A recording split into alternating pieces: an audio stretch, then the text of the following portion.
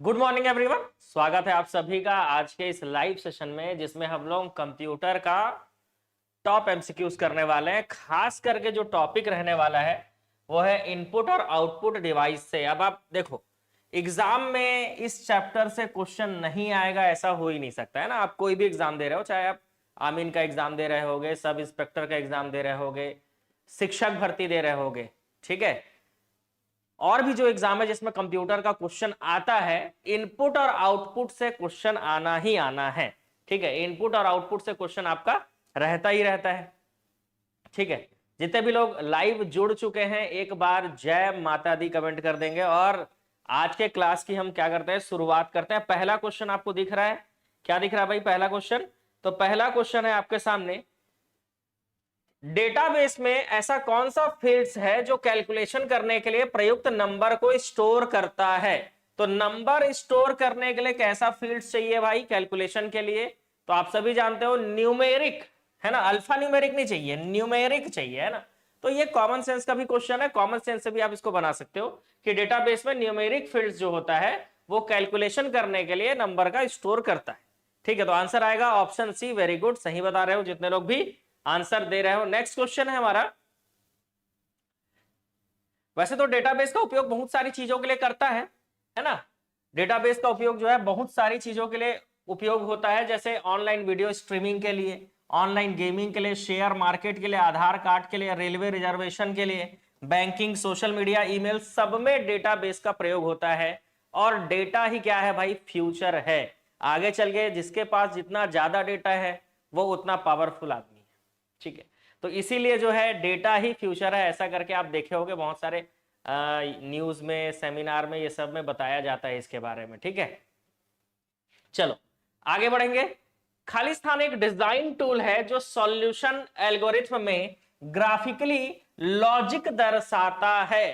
तो ग्राफिकल मतलब ग्राफिक्स के माध्यम से जो लॉजिक दिखेगा वो किस में दिखेगा?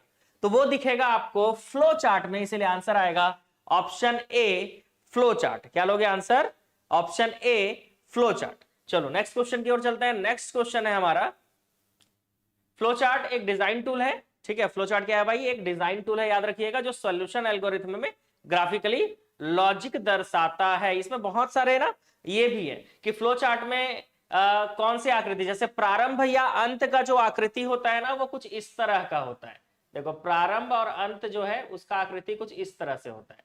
ठीक है, ये आप नोट करना चाहो तो कर सकते हो।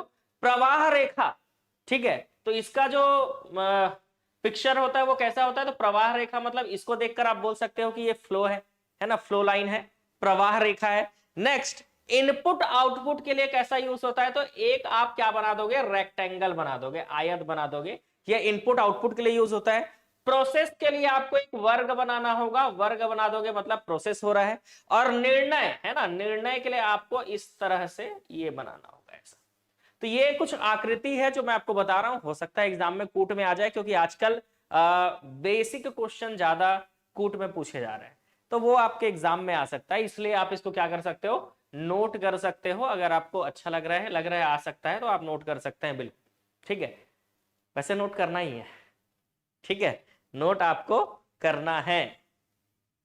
ठीक है, इसके अलावा मैं आपको बता दूं कि जो हमारा दिवाली ऑफर चल रहा है उसमें आप कोई भी मेगा टेस्ट ज्वाइन करते हो तो आपको मात्र 99 में मिल जाएगा। ठीक है, और दिवाली तक ही ये ऑफर रहेगा, है ना, दिवाली तक ही ऑफर रहेगा। मेगा टेस्ट आपको 99 में मिल जाएगा, और ये टेस्ट का है ना।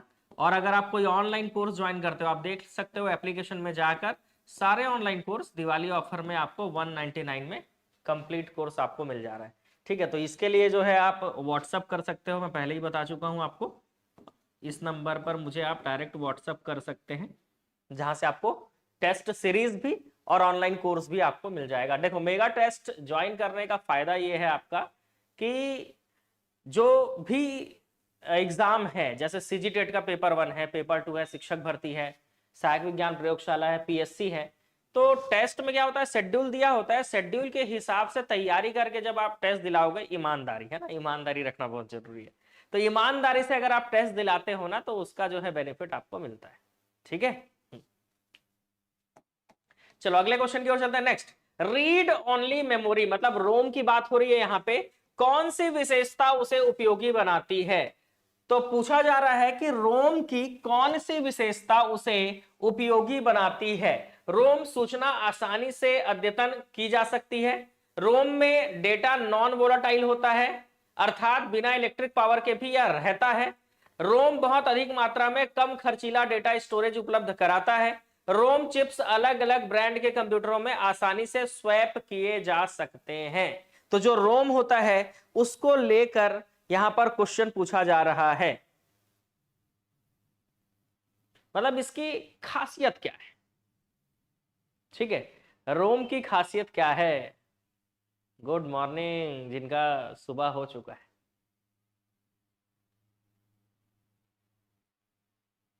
तो रोम की खासियत क्या है?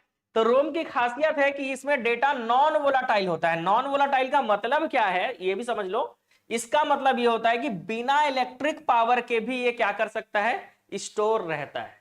ठीक है, रैम में ऐसा नहीं होता, लेकिन रोम में जो भी आपने फोटोज वीडियोस डॉक्यूमेंट आपने जो सेव करके रखा है, अगर कंप्यूटर आपका ऑन नहीं है, पावर आपका ऑन नहीं है, फिर भी वो उसमें सेव रहता है।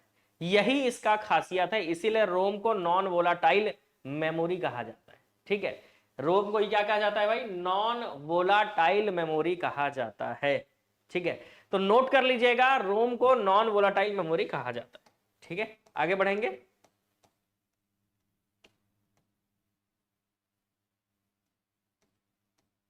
रैम की तुलना में सस्ता भी है। तो चलो अगला क्वेश्चन है आपका, रैम का पूरा नाम क्या है? वैसे ये आसान क्वेश्चन है, लेकिन कई बार एग्जाम में ऐसा होता है कि हड़बड़ी के चक्कर में हम लोग गलत कर देते हैं। वैसे तो आसान ही है। ठीक है, तो रैम का पूरा नाम होता है रैंडम एक्सेस मेमोरी। आप सभी को ही पता होगा। आंसर क्या आएगा? Option A, random access memory.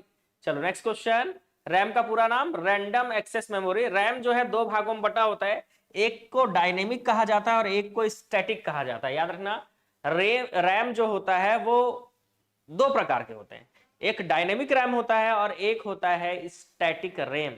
ठीक है, एक क्या होता है? Static RAM. ठीक है, याद रहेंगे? ठीक है भाई, डायनेमिक रैम और स्टैटिक रैम। ठीक है, अब राम बस मत पढ़ना इसको। ठीक है, रैम बोलते हैं इसको। ठीक है, रैम और रोम से क्वेश्चन आता है ना, तो कई बार गड़बड़ हो सकता है ना, तो इसको ध्यान रखना जरूरी है। चलो आगे बढ़ते हैं, अगले क्वेश्चन की ओर चलते हैं। नेक्स्ट क्वेश्चन क्या है? CAI का पूरा नाम क्या है? चलो आप जान रहे हो, कंप्यूटर में जब क्वेश्चन आते हैं ना, तो इस तरह से फुल फॉर्म आपको पूछा जाता है कि इसका फुल फॉर्म बता दो, CAD का फुल फॉर्म बता दो, CAM का फुल फॉर्म बता दो, है ना, स्टैड प्रो का फुल फॉर्म बता दो।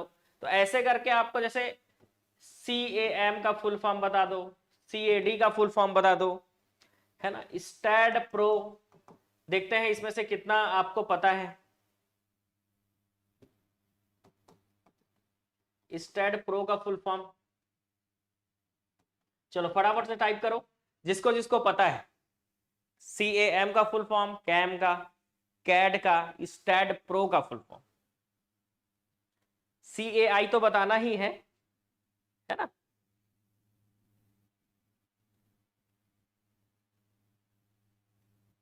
क्या लेंगे आंसर?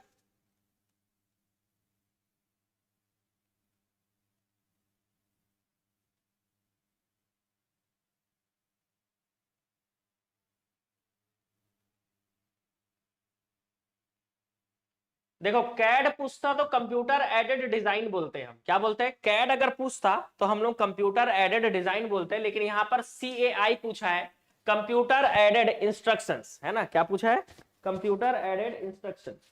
तो CAI पूछा है, तो याद रखेंगे कंप्यूटर एडेड इंस्ट्रक्शंस। तो ये आ जाएगा आंसर ऑप्शन ए। और यहीं पर कैड पूछता, ठीक है, CAI पूछा तो कंप्यूटर एडेड इंस्ट्रक्शंस हो जाएगा, और कैड पूछता तो डी के जगह पे हम क्या लेते? डिजाइन लेते। तो ये हो जाता कंप्यूटर एडेड डिजाइन। क्या हो जाता? Computer aided design. चलो नेक्स्ट क्वेश्चन की ओर चलते हैं। अच्छा, कुछ कुछ मैंने पूछा था उसका फुल फॉर्म भी देख लेते हैं। जैसे मैंने आपका कैड पूछा था, तो कैड का फुल फॉर्म है कंप्यूटर एडेड डिजाइन, नोट कर सकते हो आप। कैम का फुल फॉर्म है कंप्यूटर एडेड मैन्युफैक्चरिंग। ठीक है, और स्टैड प्रो का फुल फॉर्म है structural analysis and design software. ठीक है, structural analysis and design software. ठीक है, ST से स्ट्रक्चरल हो जाएगा, AA से एनालिसिस एंड D से design, structural analysis and design हो जाएगा। ठीक है, तो इसको नोट कर लीजिए, हो सकता है आपके एग्जाम में आ जाए।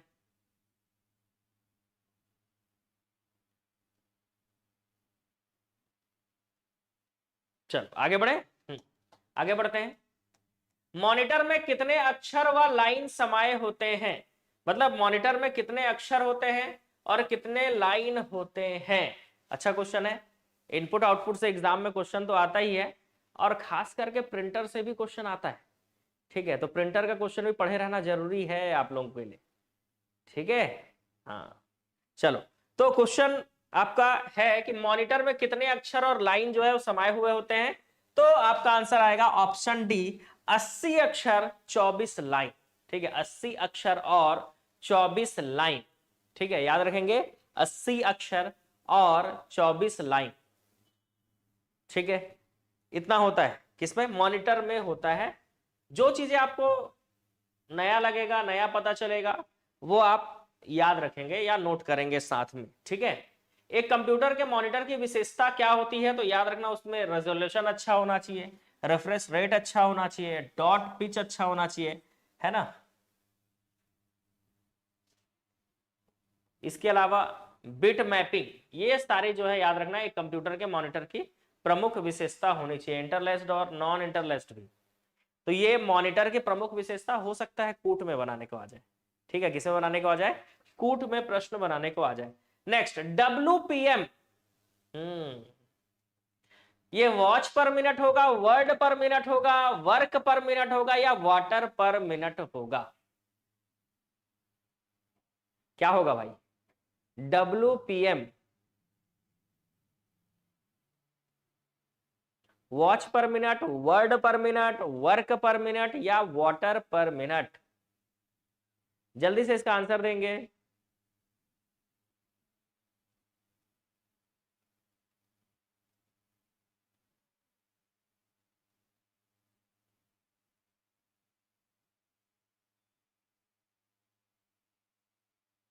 ABCD, बी आएगा। ठीक है, बहुत सारे लोग इसका आंसर बी बोल रहे हो, बहुत बढ़िया, वर्ड पर मिनट होता है। और आप देखना ना एग्जाम में कई बार क्वेश्चन आता है कि वर्ड फाइल जो होता है ना उसका एक्सटेंशन क्या है, तो ऐसे डॉक्स आप देखे होंगे हैं, ये इसका आंसर है, डॉट डॉक्स करके, और इसमें कई बार गड़बड़ी भी हो जाता है। ठीक है, तो WPM का फुल फॉर्म है वर्ड पर मिनट। ठीक है, वर्ड पर मिनट। इसके अलावा वैन का फुल फॉर्म क्या होता है, तो वैन का फुल फॉर्म होता है वाइड एरिया नेटवर्क। याद रखिएगा, ये भी, ये तो खैर आसान है पर आ सकता है एग्जाम में। वैप आएगा तो हो सकता है लोगों से गलती हो सके, वायरलेस एप्लीकेशन प्रोटोकॉल होता है वैप का फुल फॉर्म। वैसे ही worm, WORM, write once read many, write once read many होता है। ठीक है, वॉर्म का full form write once read many होता है, याद रखेंगे, राइट वंस रीड मैनी। आपको क्या करना है ना, देखो आप क्लास देख रहे हो तो आपको साथ में नोट करते हुए चलना है। जैसे WPM याद रखना है वर्ड पर मिनट होता है, वैन के लिए वाइड एरिया नेटवर्क होता है, वेब के लिए वायरलेस एप्लीकेशन प्रोटोकॉल होता है, और वहीं पर वॉर्म के लिए राइट वंस रीड मैनी होता है। और WEP इसका फुल फॉर्म होता है वायर्ड इक्विवेलेंट प्राइवेसी। WEP का फुल फॉर्म होता है wired equivalent, wired equivalent type करेंगे सबके सब प्राइवेसी, साथ में टाइप भी करते चलो, तब तो आपको मजा भी आएगा। ठीक है, चलो CRT का फुल फॉर्म, तो ये बहुत ही आसान है, CRT मॉनिटर आते हैं, कैथोड रे ट्यूब कहा जाता है। CRT का फुल फॉर्म क्या होता है, कैथोड रे ट्यूब होता है। ठीक है, CRT का full form cathode ray tube होता है, ये मॉनिटर का एक प्रकार होता है। तो और कौन से मॉनिटर आते हैं भाई, LCD, LED, OLED। ठीक है, OLED मॉनिटर, तो ये सारे मॉनिटर अब आने लगे। ठीक है, तो इतने सारे प्रकार के मॉनिटर आते हैं, तो सीधी सी बात है CRT हो चाहे LCD हो, LED हो या OLED, इसमें से कोई भी मॉनिटर आता हो, है ना, सारे मॉनिटर जो है मॉनिटर के ही प्रकार है। तो सीआरटी का फुल फॉर्म तो कैथोड रे ट्यूब होता है। ये सब का फुल फॉर्म बताइए, जल्दी से टाइप करेंगे। एलसीडी, एलईडी और ओलिड। एलसीडी, एलईडी और ओलिड।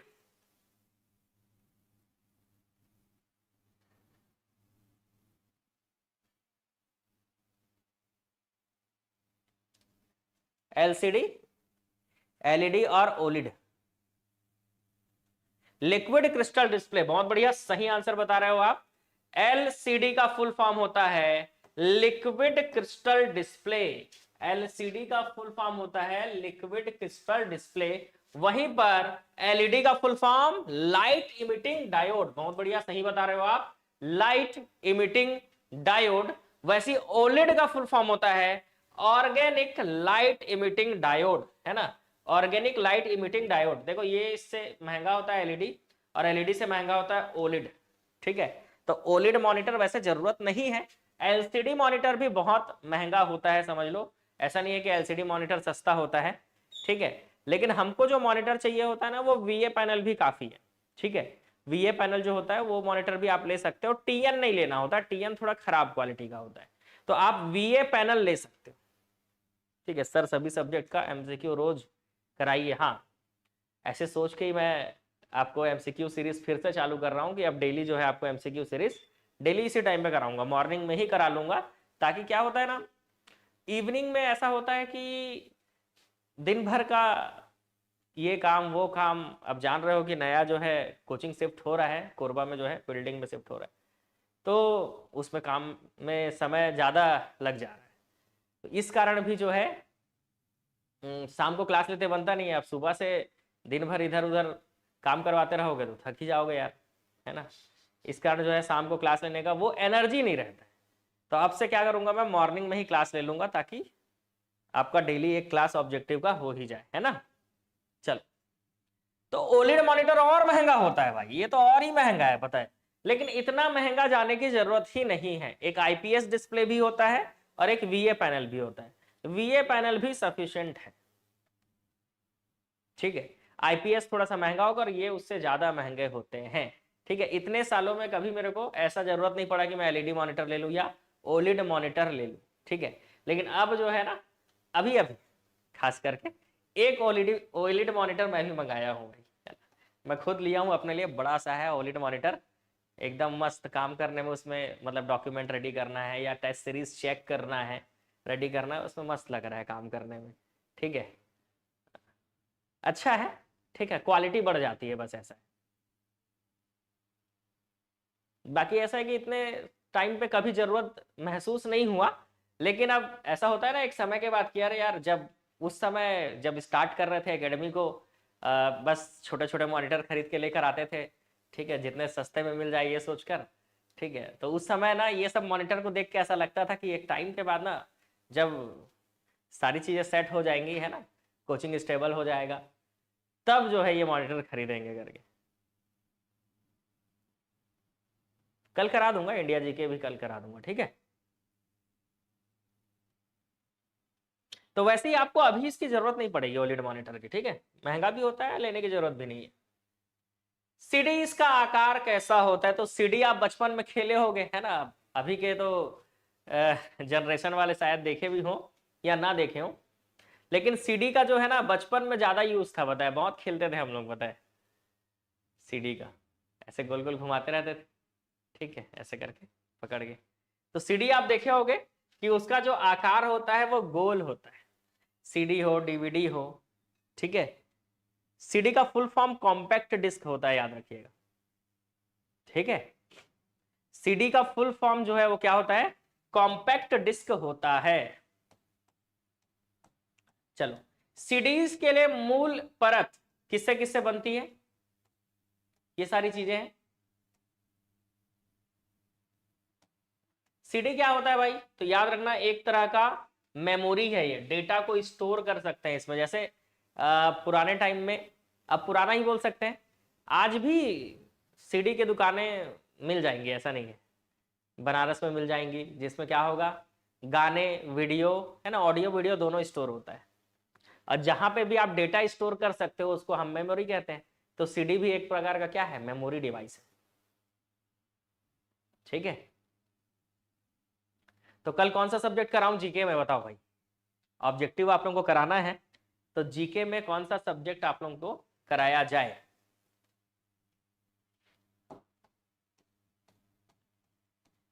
सीडी के लिए मूल परत पॉलीकार्बोनेट प्लास्टिक डिस्क की हाई पारदर्शी, है ना। तो पॉलीकार्बोनेट प्लास्टिक होता है ये, इसमें एल्युमिनियम का प्रयोग किया जाता है। ठीक है, और क्या प्रयोग किया जाता है, एक्रेलिक। एक्रेलिक का प्रयोग क्यों किया जाता है, ताकि सीडी की जो लेयर है उसको सिक्योर किया जा सके। लेबल इसमें लगाया जाता है ताकि आप पहचान कर सके कि कौन सा सीडी किसके लिए है।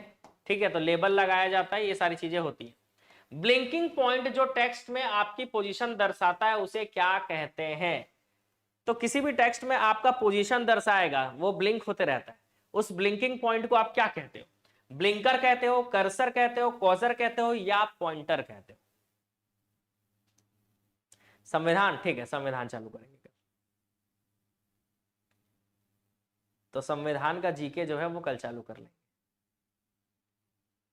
तो ब्लिंकिंग पॉइंट जो टेक्स्ट में आपकी पोजीशन दर्शाता है उसे क्या कहते हैं, कर्सर कहते हैं। वेरी गुड, सही है आंसर आपका ऑप्शन बी। उसको क्या कहा जाता है भाई, तो उसको कहा जाता है कर्सर कहा जाता है। ठीक है, चलो अच्छी बात है, आंसर सही है। नेक्स्ट, बिल गेट्स कौन है भाई, तो आप सभी जानते हो बिल गेट्स जो है वो कौन है।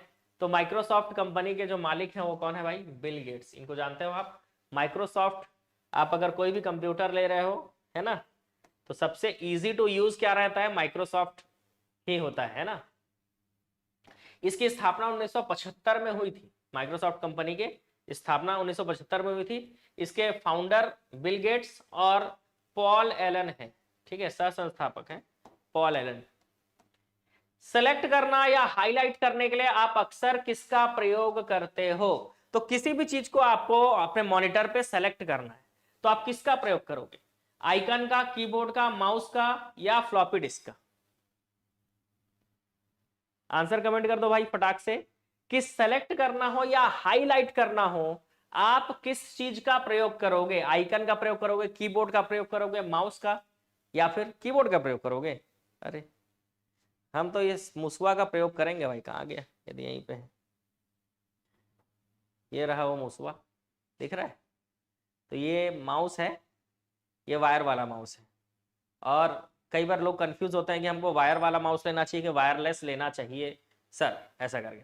तो देखो, अगर डिस्टेंस ज्यादा है तो वायरलेस लेना चाहिए, और डिस्टेंस अगर कम है तो चुपचाप वायर वाला माउस लेना चाहिए, इसका टिकाऊपन ज्यादा है, मतलब ये ज्यादा दिन चलेगा। ऐसा वायरलेस माउस इतना खराब किया हूं मैं, वायरलेस माउस और कीबोर्ड लगभग समझ लो आप 30 या 40 सेट खराब हुआ है, बताए, और सब फेंका गया होता है। तो वायरलेस वाला जल्दी खराब होता है, ठीक है, और वायर वाला माउस ज्यादा दिन तक टिकता है, तो वायर वाला माउस लेना चाहिए। ठीक है, ये माउस के प्रकार हैं। वायरलेस में बैटरी लगाना होता है तो बैटरी का टेंशन भी रहता है, और इसमें क्या है, वायर वाला रहता है तो बैटरी का टेंशन नहीं है, तो वायर वाला लेना ज्यादा सही रहता है, ज्यादा दिनों तक टिकता है। तो मैं तो सेलेक्ट या हाईलाइट करने के लिए माउस का ही प्रयोग करता हूं, आप लोग कीबोर्ड से कैसे कर लेते हो भाई, मेरे को भी सिखा देना। ठीक है, तो सेलेक्ट करने के लिए हम जनरली माउस का ही प्रयोग करते हैं। अब ये मुसवा जैसा दिखता है ना, इसलिए तो इसका नाम माउस है। ठीक है, मुसवा जैसा दिखता है इसीलिए इसका नाम क्या है, माउस है भाई। माउस एक प्रकार का इनपुट डिवाइस है जिसको आप पॉइंटिंग डिवाइस भी कहते हो। माउस का आविष्कार डगलस सी एंगलबर्ट ने किया था, याद रखेंगे। माउस का आविष्कार किसने किया था, डगलस सी एंगलबर्ट। ठीक है, तो बहुत ही बेहतरीन व्यक्ति थे ये, जिन्होंने माउस का आविष्कार किया, क्योंकि माउस के प्रयोग से ही कंप्यूटर को चलाना बहुत ज्यादा आसान है। ठीक है, लेकिन जब हम कंप्यूटर सीखने जाते हैं ना तो वहां पे लोग ये समझाते हैं कि माउस का प्रयोग कम करना चाहिए, ज्यादा से ज्यादा कीबोर्ड से यूज करना चाहिए, ऐसा करके। लेकिन माउस का यूज करने से जो है काम बहुत जल्दी आसान होता है। कंप्यूटर माउस के विभिन्न प्रकार होते हैं, मैकेनिकल माउस होता है, ऑप्टिकल होता है, वायरलेस होता है। मैं बताया था ना वायरलेस माउस तो यहाँ तो नहीं है एक भी, बस वायर नहीं है मतलब वो वायरलेस है। ट्रैक बॉल माउस होता है, स्टाइलस माउस होता है। स्टाइलस मतलब ऐसे करके जॉयस्टिक टाइप का, और ट्रैक बॉल मतलब बॉल नीचे लगा होता है, ऊपर लगा होता है बॉल। ठीक है, ट्रैक बॉल में ट्रैक बॉल वाला नहीं देखे होगे क्योंकि ये ज्यादातर यूज नहीं आता है ट्रैक बॉल। इसके ऊपर बॉल लगा होता है और बॉल से आप इधर उधर इसको कर सकते हो। ठीक है, ऊपर लगा होता है।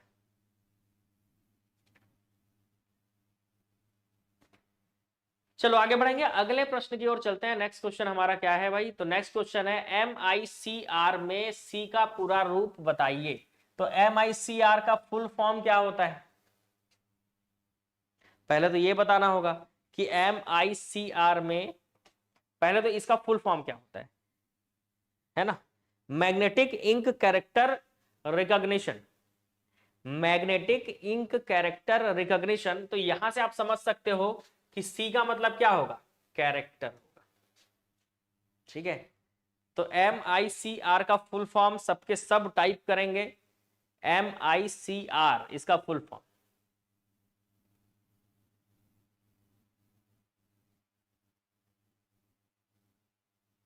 ठीक है, मैग्नेटिक इंक कैरेक्टर रीडर।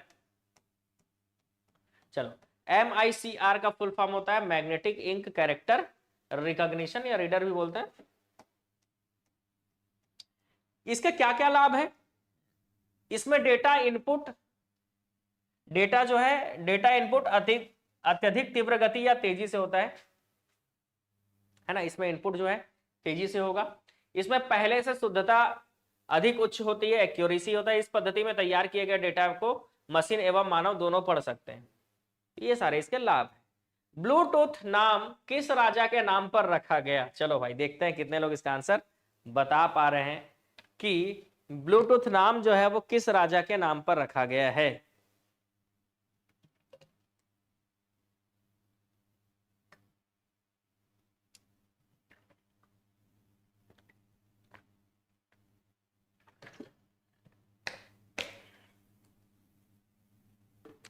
चलो जल्दी से बता दो कि ब्लूटूथ नाम किस राजा के नाम पर रखा गया है।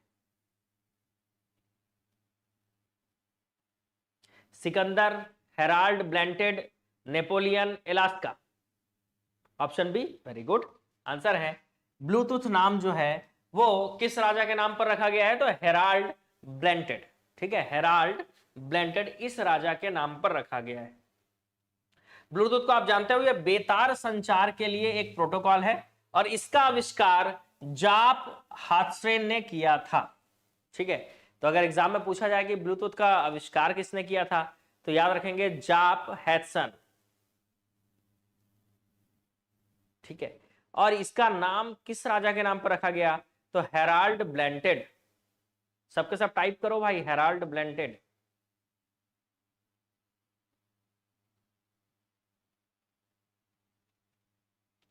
चलो,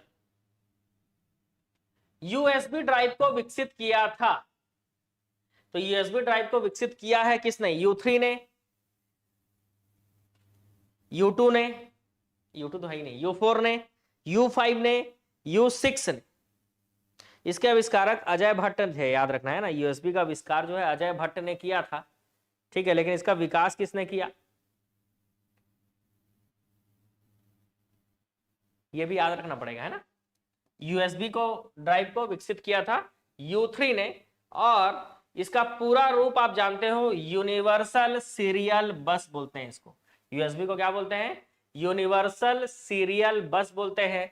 इसको U3 ने विकसित किया था, यह भी याद रखना है। साथ में इसका आविष्कार किसने किया? तो अजय भट्ट ने। ठीक है, इसका आविष्कार किसने किया? तो अजय भट्ट ने इसका आविष्कार किया था, ये रखे। ठीक है, अजय भट्ट। यह एक कंप्यूटर से दूसरे कंप्यूटर पर फाइलों को भेजने का एक मानक तरीका है। तो कौन सा एक स्टैंडर्ड तरीका है जिससे आप एक कंप्यूटर से दूसरे कंप्यूटर पर क्या करोगे? फाइल को ट्रांसफर करोगे। ठीक है, तो एक स्टैंडर्ड तरीका, तो इसमें का अगर आपको फुल फॉर्म पता हो ना तो आप आंसर बता सकते हैं। FTP, very good, file transfer protocol, है ना। FTP का अगर आपको फुल फॉर्म पता है तो आप बिल्कुल आंसर बोल सकते हो, बिल्कुल सही बता रहे हो आप। ठीक है, हाँ, फाइल ट्रांसफर प्रोटोकॉल होता है, एफटीपी होता है। ठीक है, एफटीपी होता है। ठीक,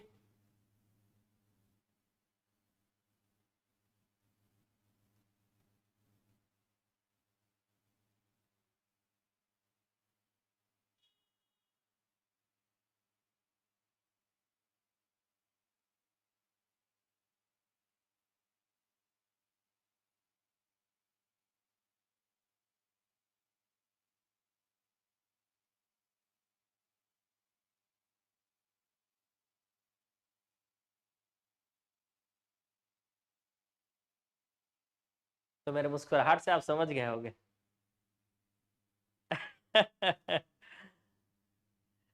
कि आपका आंसर गलत है। अब हड़बड़ी हो जाएगा एकदम कि एफटीपी जो है, हाँ मजा है।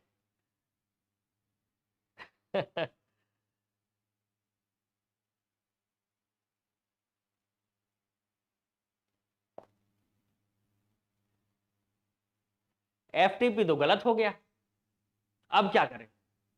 अब टीसीपी बचा, यूआरएल बचा और हाइपरलिंक बचा।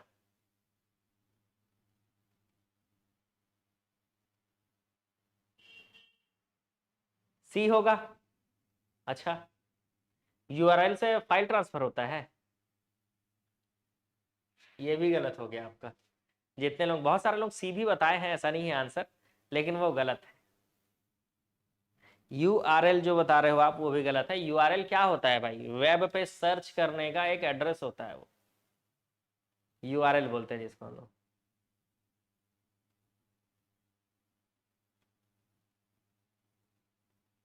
ठीक है, हाँ। तो अब आप आंसर बी बोल रहे हो, जो कि फिर से गलत हो गया। मतलब इतना गलत कैसे हो सकते हो? ए बताए वो भी गलत हो गया, सी बताए वो भी गलत हो गया, बी बताए वो भी गलत हो गया। समझ रहे हो, ये एक ऐसा क्वेश्चन था जो आपको मार्क्स तो मुश्किल ही हो जाते जिसमें। ठीक है, तो अब फाइनली हाइपर लिंक जो है वो एक स्टैंडर्ड तरीका होता है जब एक कंप्यूटर से दूसरे कंप्यूटर में फाइल ट्रांसफर करना हो, फाइल भेजना हो। ठीक है, तो हाइपर लिंक के थ्रू इजिली भेजा जा सकता है। तो मेरे ख्याल से मजा आ गया, है ना? हाँ, एफटीपी का फुल फॉर्म पता है, इसीलिए आपने बोला फाइल ट्रांसफर प्रोटोकॉल होना चाहिए करके। तो कई बार एग्जाम में ऐसा होता है कि हमको लगता है ये आंसर होगा, लेकिन वो आंसर नहीं होता है।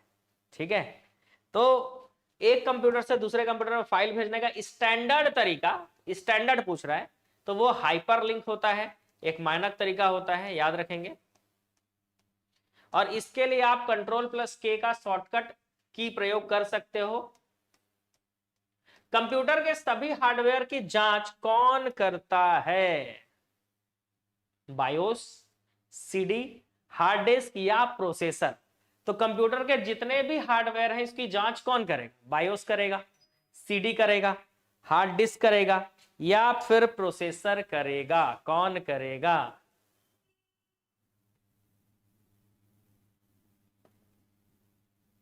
देखते हैं क्या आंसर लेते हो आप लोग। इस क्वेश्चन में भी मजा आ जाएगा।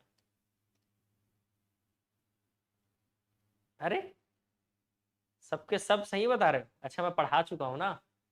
ठीक है, इसीलिए सही सही आंसर बता रहे हो लग रहा है। ठीक है भाई, BIOS.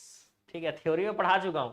Basic input output system, ये क्या है भाई? जैसे ही आप कंप्यूटर में पावर ऑन का बटन दबाते हो, बायोस जो है वो पूरा चेक करता है कि जितने भी इनपुट आउटपुट डिवाइस हैं वो प्रॉपरली कनेक्ट है कि नहीं। 8 सेकंड का समय लगता है और उसके बाद कंप्यूटर बीप के साउंड से चालू होता है।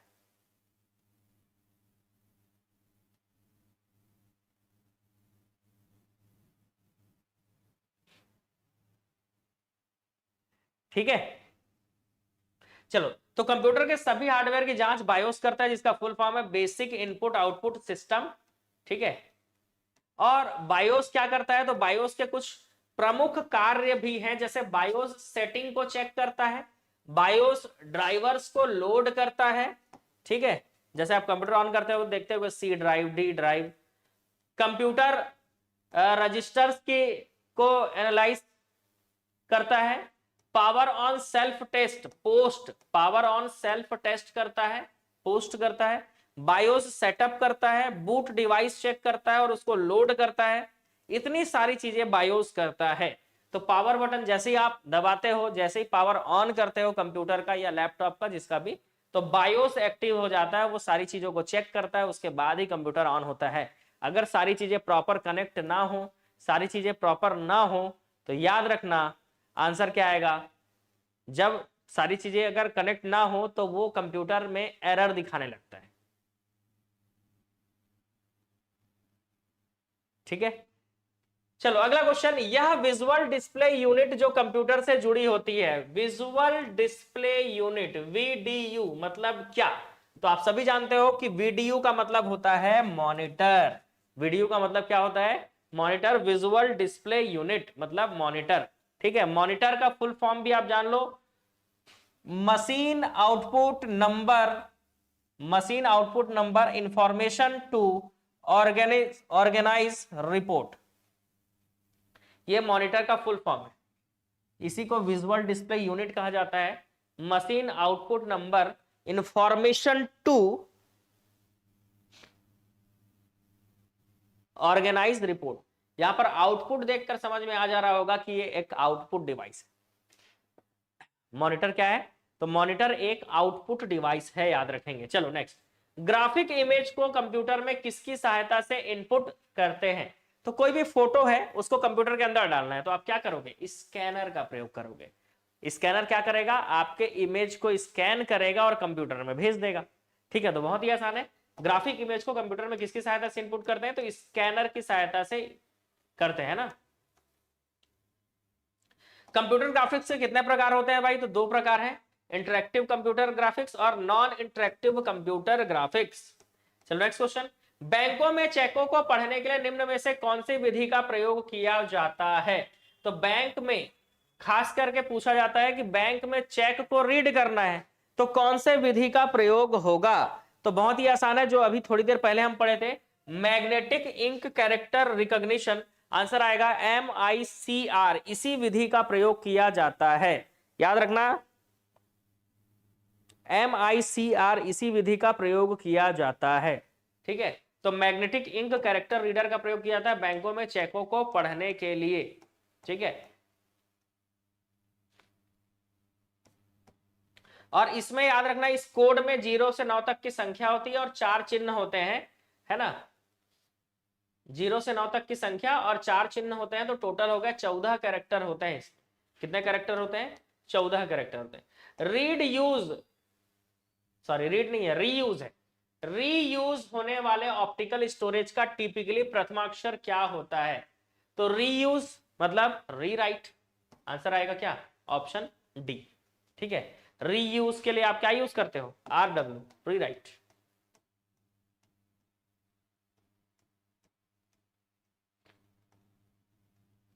एक कंप्यूटर में माउस क्या है? एक कंप्यूटर में माउस क्या है? ऑप्शन सी आएगा, एक ऐसा तंत्र जो कंप्यूटर को दिशा दिखाता है तीर के द्वारा। माउस क्या है? तो एक ऐसा तंत्र होता है जो कंप्यूटर को क्या करता है? दिशा दिखाता है तीर के द्वारा, यही क्या है भाई? माउस है। ठीक है, चलो आगे बढ़ेंगे।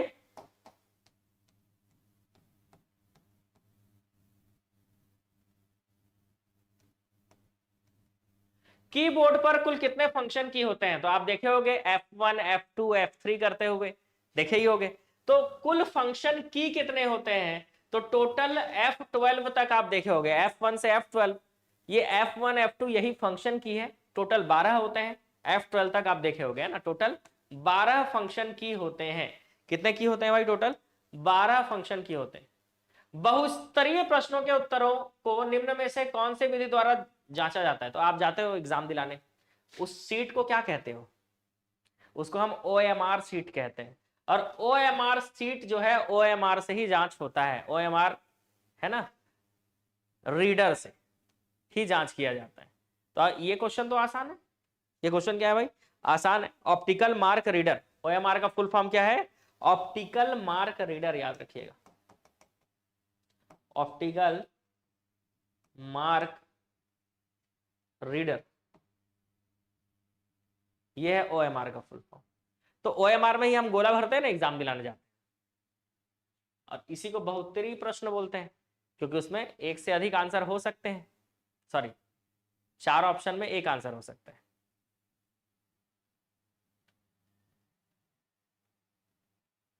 तो याद रखना OMR ऑप्टिकल मार्क रीडर, ये आपसे जुड़ा हुआ चीज है, तो इसका आंसर आप आराम से ले सकते थे। ठीक है, मैसेज और बार कोड्स के बीच की मैपिंग को क्या कहा जाता है? तो जो मैसेज होता है और जो बार कोड्स होता है, इसके बीच के मैपिंग को क्या कहते हैं, बता दो जल्दी से।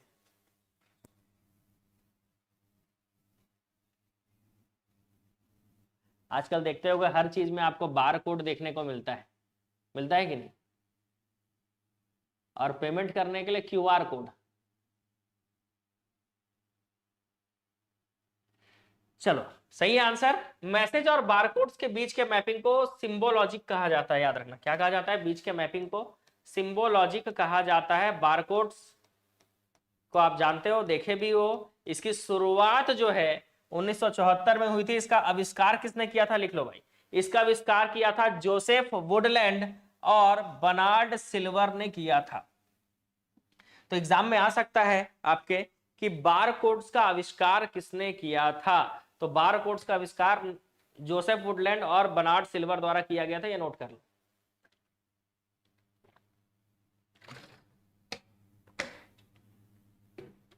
ठीक है, तो बार कोड जो है इसका आविष्कार वुडलैंड और सिल्वर ने किया था।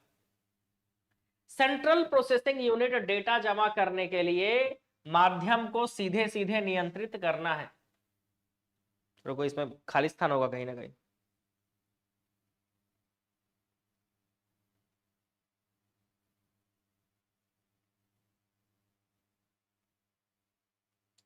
सेंट्रल प्रोसेसिंग यूनिट डेटा जमा करने के लिए माध्यम को सीधे सीधे खाली स्थान को नियंत्रित करना है। किसको नियंत्रित करना है भाई?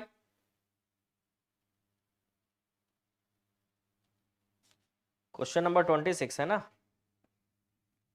इसमें बीच में खाली स्थान छूट गया है।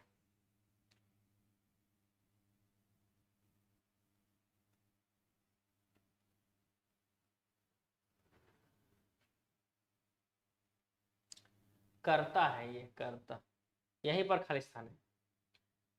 जो सेंट्रल प्रोसेसिंग यूनिट होता है, इसमें डाटा जमा करने के लिए सीधे सीधे कौन इसको नियंत्रित करता है भाई? तो डेटा को अगर जमा करना है, देखो, तो ऑनलाइन सिस्टम नहीं होगा, तो ऑनलाइन स्टोरेज नहीं होगा, स्टोर नहीं होगा, स्टोरेज यूनिट होगा। ठीक है, आंसर क्या होगा? स्टोरेज यूनिट जो है वो नियंत्रित करता है। आप लोगों का आंसर भी स्टोरेज यूनिट है, सही है। फिर तो कोई दिक्कत वाली बात नहीं, आप लोग भी समझ गए थे। क्वेश्चन में थोड़ा बहुत कभी कभी क्वेश्चन को समझना ही पड़ता है। सीपीयू में जो रजिस्टर होते हैं उसको मेमोरी यूनिट भी कहते हैं, आप जानते हो। कीबोर्ड में दी गई अंकों की कुंजी के समूह को क्या कहते हैं? तो आप देखे होंगे, ये रहा कीबोर्ड हमारा।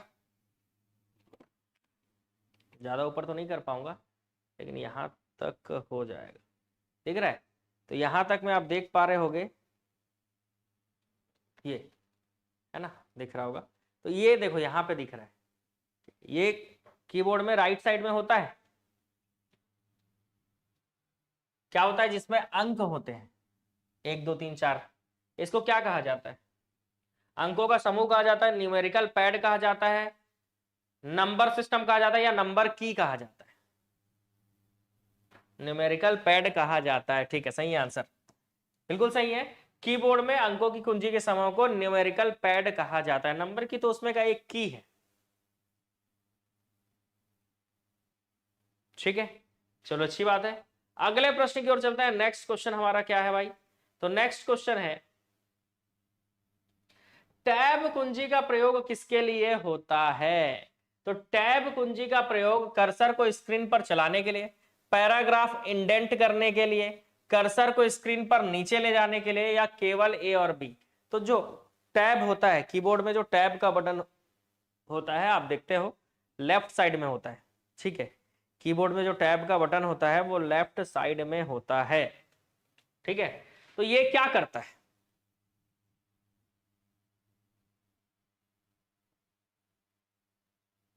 Option B, very good, paragraph indent करने के लिए। ठीक है, तो टैब कुंजी का प्रयोग पैराग्राफ इंडेंट करने के लिए किया जाता है। इसके अलावा आप कीबोर्ड में देखना टैब करके लिखा होता है, ऐसे ऐसे टैब लिखा होता है, और इसमें ना ऐसे दो एरो भी बने होते हैं ऐसे टैब कुंजी में, ये टैब बटन होता है कीबोर्ड में। ये दोनों एरो का मतलब क्या है समझ रहे हो? मान लो आप एक्सेल में हो या किसी ऐसे एप्लीकेशन पे काम कर रहे हो जिसमें फ्लो चार्ट है, तो एक डिब्बे से दूसरे डिब्बे में जाना है तो इसका प्रयोग किया जाता है, टैब का। बहुत आसान हो जाता है, टैब का यूज करना चालू कर दोगे ना तो काम आपका और स्पीड हो जाता है, बढ़िया स्पीड होता है अगर टैब का यूज करते हो तो। ठीक है, चलो आगे बढ़ते हैं, अगले क्वेश्चन की ओर चलते हैं।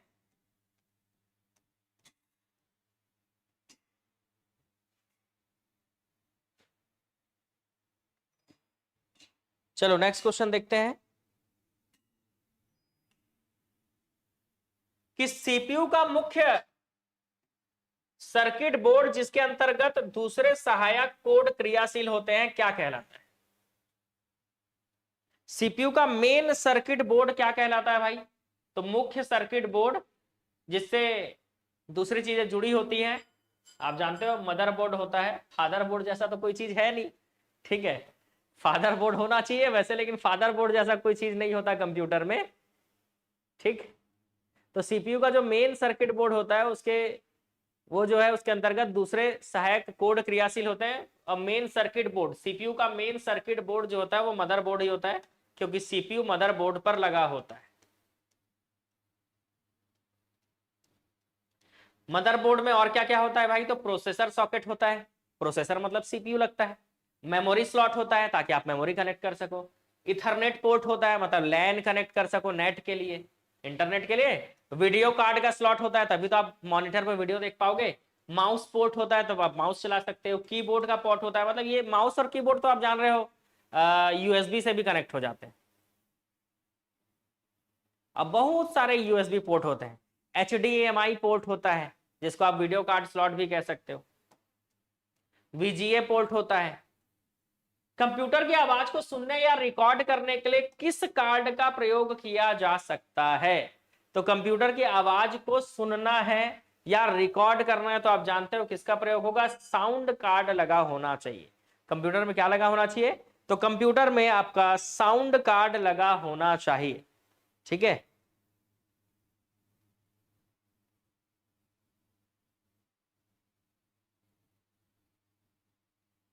वीजीए जो आप जान रहे हो, वीजीए जो केबल होता है, अब वीजीए का प्रयोग कम होता है। इसके जगह पे इसका जगह एचडीएमआई ने ले लिया है।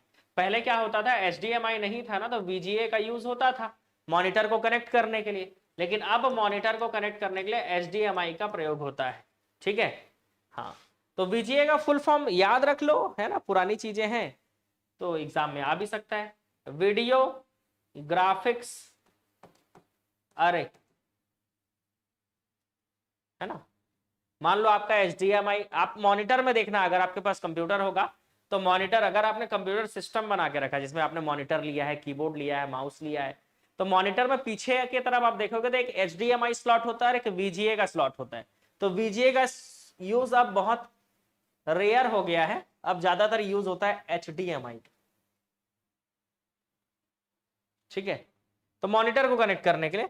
लेकिन यहां पर क्वेश्चन पूछा था आवाज को सुनने के लिए, तो आंसर आएगा साउंड कार्ड।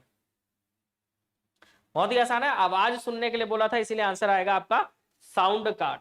चलो नेक्स्ट क्वेश्चन की ओर चलते हैं। देखो वीजीए का फुल फॉर्म अभी मैंने आपको बताया, वीडियो ग्राफिक्स अरे। वहीं पर अगर आपको वीजीए के जगह पे एग्जाम में एचजीए आ जाए तो आप वो व्यक्ति होगे जो उसके आंसर सही करके आओगे। High resolution video graphics adapter, high resolution video graphics adapter, याद रखेंगे एचजीए का फुल फॉर्म। ये नोट कर लो, है ना, ये आपको कहीं और मिलेगा नहीं, इसलिए नोट कर लो। कंप्यूटर में कीबोर्ड का क्या काम है? छापना, टाइप करना, इनपुट करना, या उपर्युक्त सभी। तो छापने का काम तो प्रिंटर का होता है, तो यह गलत हो गया। टाइप करना इनपुट के अंदर ही आ जाएगा, इसीलिए आंसर आएगा ऑप्शन सी। कीबोर्ड का काम इनपुट देना होता है। आप जो भी कीबोर्ड पे टाइप करोगे वो कंप्यूटर को इनपुट मिलेगा उस चीज का। ठीक है, तो कीबोर्ड का क्या काम है भाई? इनपुट देना। ठीक है,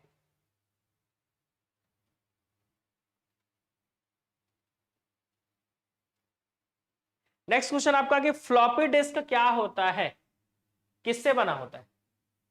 कंप्यूटर में प्रयुक्त एक प्राथमिक मेमोरी है, अब इसका यूज है नहीं तो प्राइमरी मेमोरी से तो हटा दो इसको। या अर्धचालक रैंडम एक्सेस मेमोरी होते हैं, एप्रोम होता है, गलत। यह चुंबकीय द्रव्य से निर्मित होता है फ्लॉपी डिस्क, जिसका चलन अब एकदम कम हो गया है, क्योंकि अब जितने एमबी का फ्लॉपी डिस्क होता है ना, 1.44 एमबी होता है लगभग, और उतने का तो आज फोटो खिंचाता है भाई, एक एक फोटो उतने एमबी का होता है। तो एक फ्लॉपी डिस्क में एक फोटो रख पाओगे बस। समझ रहे हो फ्लॉपी डिस्क का चलन क्यों कम हो गया? हाँ, फ्लॉपी डिस्क उस समय पॉपुलर था ना जब MS डॉस चलता था, बताए, डॉस ऑपरेटिंग सिस्टम। जैसे ही विंडोज आया फ्लॉपी डिस्क का चलन धीरे धीरे खत्म, क्योंकि इसका मेमोरी ज्यादा नहीं है ना, पावर ज्यादा नहीं है मेमोरी का। फ्लॉपी डिस्क को पहली बार 1967 में IBM ने बनाया था।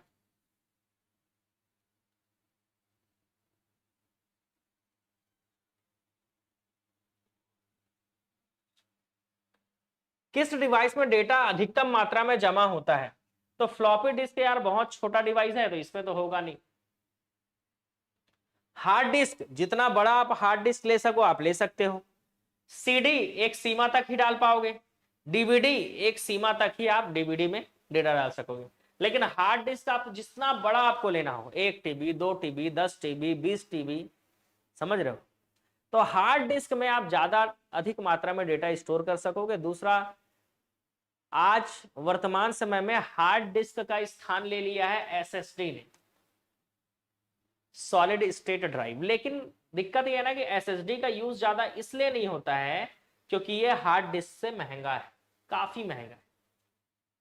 ठीक है, मतलब मैं ऐसा नहीं बोल रहा हूं कि यूज नहीं होता है, अब तो SSD का ही ज्यादातर यूज हो रहा है, लेकिन स्टोरेज के रूप में आज भी लोग हार्ड डिस्क का प्रयोग करते हैं। SSD का प्रयोग कंप्यूटर में कर रहे हैं ताकि कंप्यूटर क्या हो रहा है, उससे फास्ट हो रहा है। थोड़ा बहुत डेटा स्टोर करना है ना तो SSD काफी है, क्योंकि SSD भी आप जितना चाहे उतना ले सकते हैं, उतना हाई डेटा स्टोर करने के लिए ले सकते हैं। आप 1 TB का भी ले सकते हैं, आप 2 TB का भी ले सकते हैं, लेकिन SSD आप 1 TB लेते हो ना तो कम से कम 7-8 हजार लगेंगे, और हार्ड डिस्क 1 TB लेते हो ना तो 500-700 रुपए लगेंगे, 700-800 लगेंगे, समझ लो। मतलब 10 गुना ज्यादा रेट है SSD का, समझ रहे हो? इसलिए आज भी मतलब ज्यादा डेटा स्टोर करना है, मान लो आपको 1 TB मतलब 1024 GB डेटा स्टोर करना है, तो आप 7 हजार देना चाहोगे कि 700? सीधी सी बात है, आप 700 देना चाहोगे। और हार्ड डिस्क देखो एकदम स्लो नहीं होता है हार्ड डिस्क, ठीक है, लेकिन हार्ड डिस्क का स्थान अब धीरे धीरे SSD ले रहा है, इसको समझना जरूरी है, क्वेश्चन इससे बन सकता है। हार्ड डिस्क हो या SSD हो, क्वेश्चन इससे बिल्कुल बन सकता है, इसलिए इसको समझना जरूरी। ठीक है, तो हार्ड डिस्क और SSD दोनों में मैंने आपको डिफरेंस समझा दिया।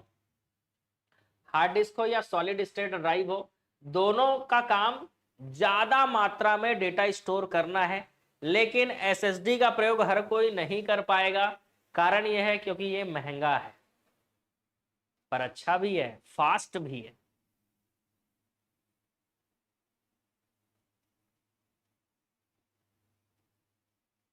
हाँ, वीडियो अपलोड होगा, डोंट वरी, वीडियो भी अपलोड होगा, PDF भी आपको मिल जाएगा, हमारा जो ऑब्जेक्टिव कोर्स है एप्लीकेशन में उसमें मिल जाएगा।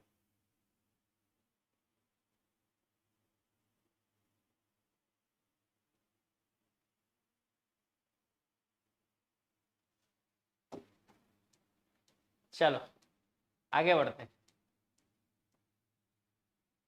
हार्ड डिस्क याद रखना एल्युमिनियम धातु का बना होता है, नोट कर लीजिए, जिस पर आयरन ऑक्साइड का लेप चढ़ा होता है। तो हार्ड डिस्क एल्युमिनियम धातु का बना होता है, याद रखेंगे, ठीक है।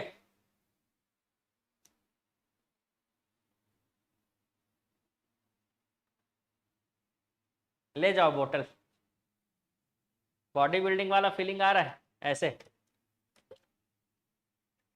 कुछ तो अलग है ना भाई। मेरे को भी बहुत मजा आता है इसमें, 2 लीटर पानी करीब आता है इसमें, और मैं बढ़िया पढ़ाते पढ़ाते 2 लीटर पानी खत्म कर देता हूँ, क्योंकि पानी पीना बहुत जरूरी है एनर्जी लेवल को बनाए रखने के लिए दिन भर।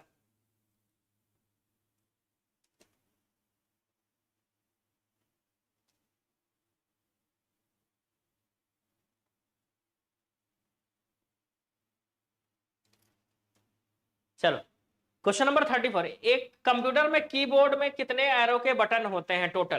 तो आप जानते हो कंप्यूटर का जो कीबोर्ड होता है उसमें टोटल कितने एरो के बटन होते हैं, बता दो जल्दी से। सबको तो वैसे पता है लेकिन फिर भी बता दो।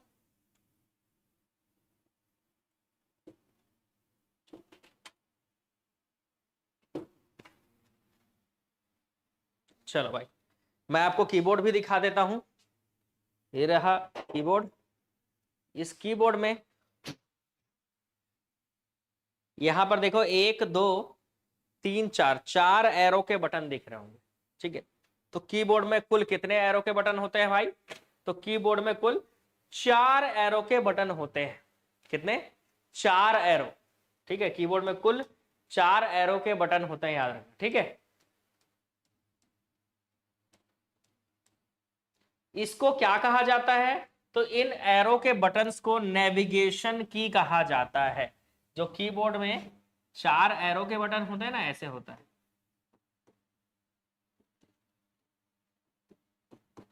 इसको नेविगेशन की कहा जाता है, ठीक है।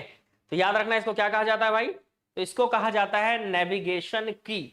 कंप्यूटर में माउस के नीचे रखी माउस के नीचे रखी स्लेट के आकार की वस्तु को क्या कहते हैं।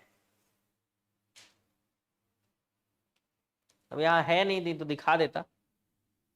तो आप जानते हो उसको क्या कहा जाता है, माउस पैड कहा जाता है। माउस को जिसके ऊपर रख के चलाते नहीं है उसको माउस पैड कहा जाता है, ठीक है। क्या कहा जाता है, माउस पैड कहा जाता है। ये अपना माउस है, ठीक है। तो माउस को जिसके ऊपर रख के आप चलाओगे, इसको ऐसे कागज नहीं, कपड़े टाइप का होता है ना, उसको माउस पैड कहते हैं।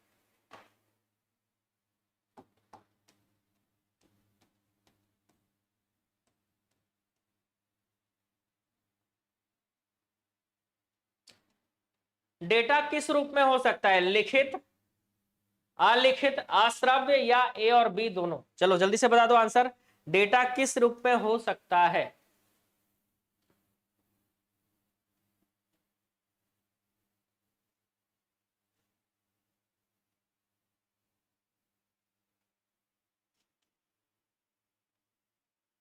मुसवा, मुसवा। तो डेटा जो है वो लिखित और अलिखित दोनों रूप में हो सकता है, इसलिए आंसर आएगा ए और बी दोनों। डेटा जो है लिखित अलिखित दोनों रूप में हो सकता है। नेक्स्ट, खाली स्थान कंप्यूटर को बताती है कि इसके उपकरणों का प्रयोग कैसे करना चाहिए। कौन बताता है कि इसके उपकरणों का प्रयोग कैसे करना चाहिए, utility software, network, application program या ऑपरेटिंग सिस्टम। कौन कंप्यूटर को बताता है कि इनके उपकरणों का प्रयोग कैसे करना चाहिए। देखते हैं कितने लोग इसका सही आंसर दे पा रहे हैं, बहुत बढ़िया। ऑपरेटिंग सिस्टम जो है वो कंप्यूटर को बताता है कि इसके उपकरणों का प्रयोग कैसे करना चाहिए। तो आप जान रहे हो ऑपरेटिंग सिस्टम जो होता है यही मेन होता है, यही तो कंप्यूटर को बताता है। बिना ऑपरेटिंग सिस्टम के कंप्यूटर नहीं चल सकता, ठीक है। बिना ऑपरेटिंग सिस्टम के कंप्यूटर नहीं चल सकता। ऑपरेटिंग सिस्टम प्रोग्रामों का समूह होता है, याद रखेंगे। ऑपरेटिंग सिस्टम जो है वो प्रोग्रामों का समूह होता है, ठीक है।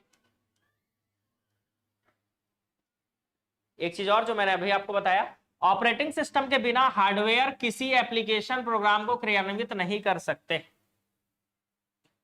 कंप्यूटर के मदरबोर्ड पर एक्सपेंशन स्लॉट का क्या कार्य है? तो अब मदरबोर्ड तो नहीं दिखा सकता, लेकिन फिर भी आप जानते हो कंप्यूटर का जो मदरबोर्ड है उसका एक्सपेंशन स्लॉट है ना, कंप्यूटर के मदरबोर्ड पर जो एक्सपेंशन स्लॉट होता है उसका क्या काम होता है? जल्दी से बताएं, आंसर होगा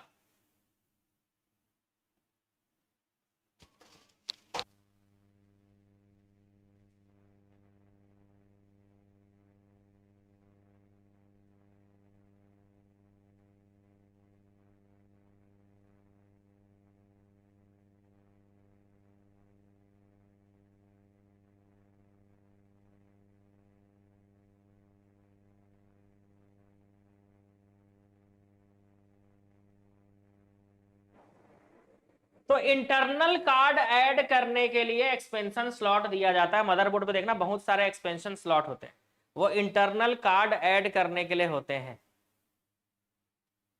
जितने लोग डी बता रहे हो गलत है भाई, मदरबोर्ड को पकड़ने के लिए एक्सपेंशन स्लॉट क्यों देगा भाई? खुद ही सोचो, मदरबोर्ड को पकड़ने के लिए एक्सपेंशन स्लॉट क्यों देंगे?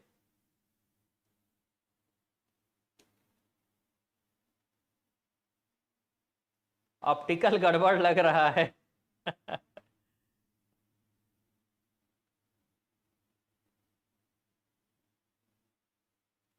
हाँ, आपके पास टाइम भी था सोच के आंसर देने का। चलो, तो कंप्यूटर के मदरबोर्ड पर expansion slot internal card add करने का लिए होता है। एक्सपेंशन स्लॉट से क्या क्या जुड़ते हैं?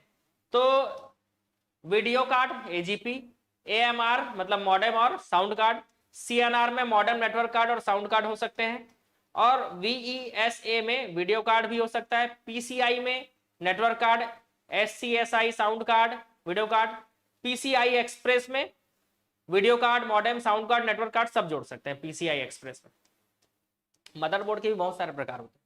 सिलिकॉन से बनी जिसके चारों ओर तार निकले होते हैं, बहुत पतली होती है, उसको क्या कहते हैं? अब मेरे हाथ में होता तो मैं आपको जरूर दिखाता, ठीक है? या आप वीडियो में भी देखे होंगे, इंटेल कोर आई ऐसा लिखा होगा, i3 i5 ऐसा करके, उसके किनारे किनारे से पूरा निकला होता है, बताए मतलब ऐसे करके होता है सिलिकॉन चिप, और इसमें से ना ऐसे किनारे किनारे इधर से ऐसे करके तार निकले होते हैं ऐसे। AMD राइजन या इंटेल लिखा होता है, Intel core i5 i6 i9।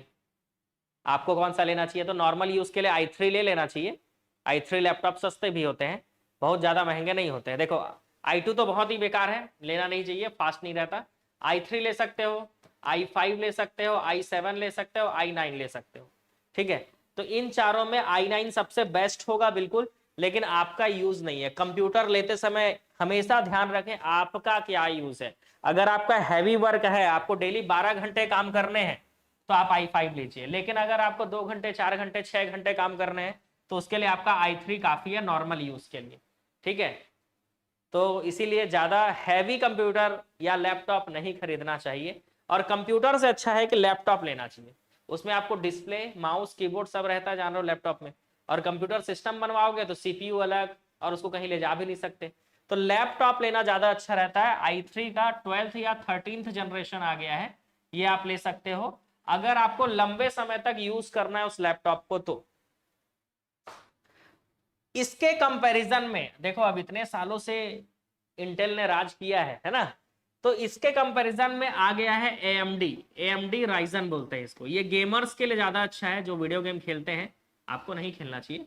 लेकिन राइजन में भी 3, 5, 7, 9 ऐसा होता है, ठीक है? तो राइजन 3 जो है वो i3 के इक्वल है। तो अगर आपको फास्ट काम करना है तो राइजन 3 ले सकते हो आप लैपटॉप में, काफी आप नॉर्मल यूज के लिए। कई बार कंफ्यूज रहते हैं, तो मैं सोचा आपको बता दूं, क्योंकि इसके बारे में बहुत नॉलेज है कंप्यूटर के बारे में, खास करके इतने सारे कंप्यूटर लैपटॉप मैंने खरीदा है, और सब यूज भी हो रहा है, ऐसा नहीं है। पूरी टीम के लोग इसी में तो काम करते हैं, कंप्यूटर में। तो जो ऑफिस में है वो सिस्टम लगा हुआ है, पर्सनली लैपटॉप सबको मिलता है ताकि क्या कर सके, वो काम कर सके, है ना? लेकिन मेरा ये मानना है कि पर्सनली आपके पास लैपटॉप होना चाहिए। लैपटॉप से मॉनिटर में कन्वर्ट करने के लिए, मतलब आप बड़ा मॉनिटर भी ले सकते हो, और बड़ा मॉनिटर ले रहे हो और लैपटॉप आप छोटा रखोगे तो लैपटॉप की डिस्प्ले आपको छोटी लगती है तो एक HDMI केबल लेना होता है, वो लैपटॉप से मॉनिटर में कनेक्ट कर दो, तो जो भी काम आप लैपटॉप में कर रहे होगे वो मॉनिटर में दिखने लगेगा। तो ये कर लेना चाहिए, ज्यादा अच्छा रहता है। लैपटॉप आप कहीं भी ले जा सकते हो, ठीक है। तो लैपटॉप आप कहीं भी ले जा सकते हो, तो इसलिए जो है लैपटॉप ज्यादा बेस्ट होता है। Ryzen 3 भी अच्छा है फास्ट काम करने के लिए, ज्यादा टिकाऊ चाहिए तो i3 ज्यादा बेस्ट है। दोनों में से जो सस्ता मिले ले लो, ऐसा है। अपन इस क्वेश्चन पे आते हैं। क्वेश्चन का आंसर होगा इंटीग्रेटेड सर्किट, इसको आईसी चिप कहा जाता है।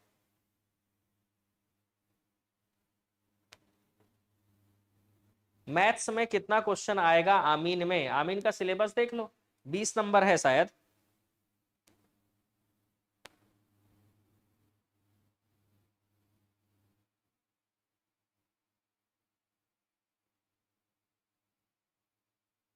आमीन का आप सिलेबस देखोगे ना तो 20 नंबर का मैथ्स और 20 नंबर का रीजनिंग है, जहां तक मुझे याद आ रहा है।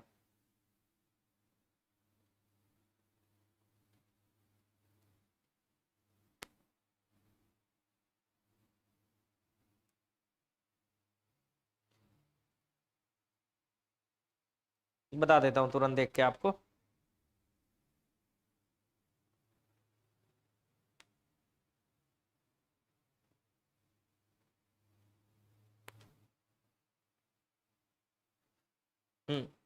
तो मैथ्स जो है वो 20 नंबर का है, रीजनिंग भी 20 नंबर का है, और जीके 30 नंबर का है।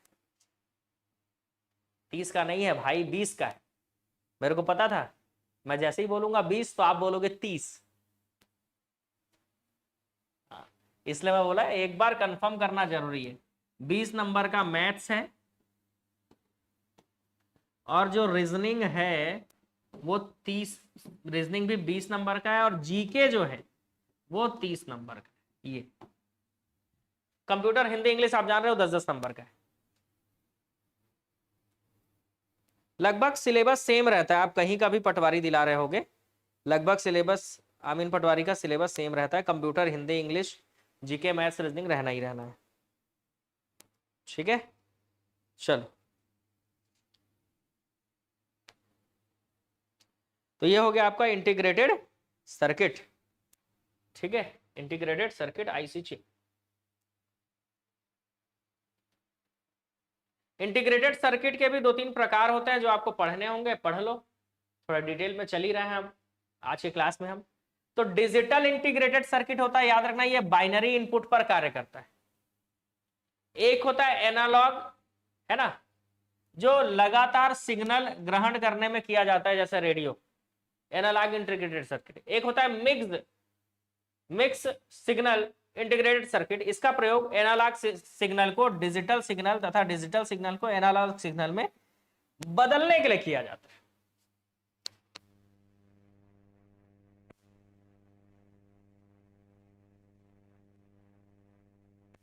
लाइव क्लास मॉर्निंग 10 बजे स्टार्ट हो जाती है एप्लीकेशन पर भी, ठीक है, और यूट्यूब पे भी मॉर्निंग 10 बजे नहीं 8 बजे,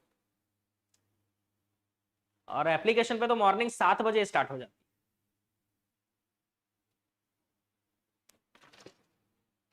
शिक्षक भर्ती वालों के लिए अच्छा है, मॉर्निंग 7 बजे से आपका सीडीपी का क्लास जो है वो चालू हो जाता है,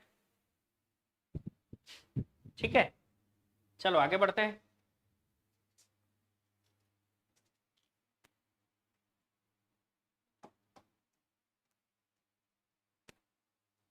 मैग्नेटिक इंक कैरेक्टर रिकॉग्निशन का प्रयोग कहां होता है? तो आप जानते हो, बैंक का चेक पढ़ने के लिए। अभी थोड़ी देर पहले इसको पढ़े भी थे कि मैग्नेटिक इंक कैरेक्टर रिकॉग्निशन का प्रयोग कहां किया जाता है? बैंक चेक को पढ़ने के लिए। चलो नेक्स्ट क्वेश्चन, निम्न में से कौन सा माउस जैसा कार्य करता है? तो आप सभी जानते हो, इसमें से कौन है जो माउस जैसा काम करता है? कीबोर्ड, स्कैनर, आइकॉन या ट्रैक बॉल?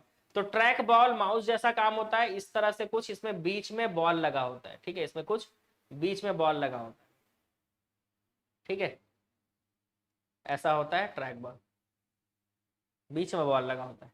ये माउस के जैसा ही होता है, लेकिन इसका यूज कम होता है। चलो नेक्स्ट क्वेश्चन,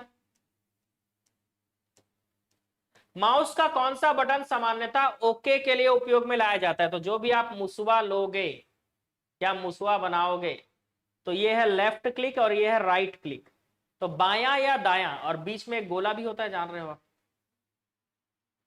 ठीक है, तो बताओ ओके करने के लिए कौन सा बटन दबाओगे? बीच वाला? गलत। व्हील को दबाओगे, उस पर जो चक्का लगा होता है, वो भी गलत। अब बताओ कौन सा?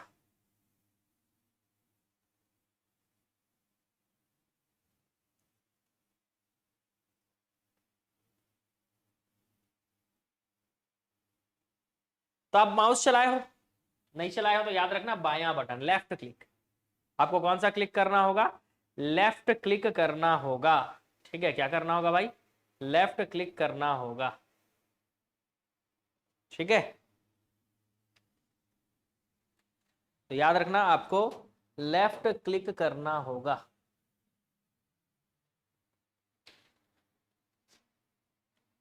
ठीक है,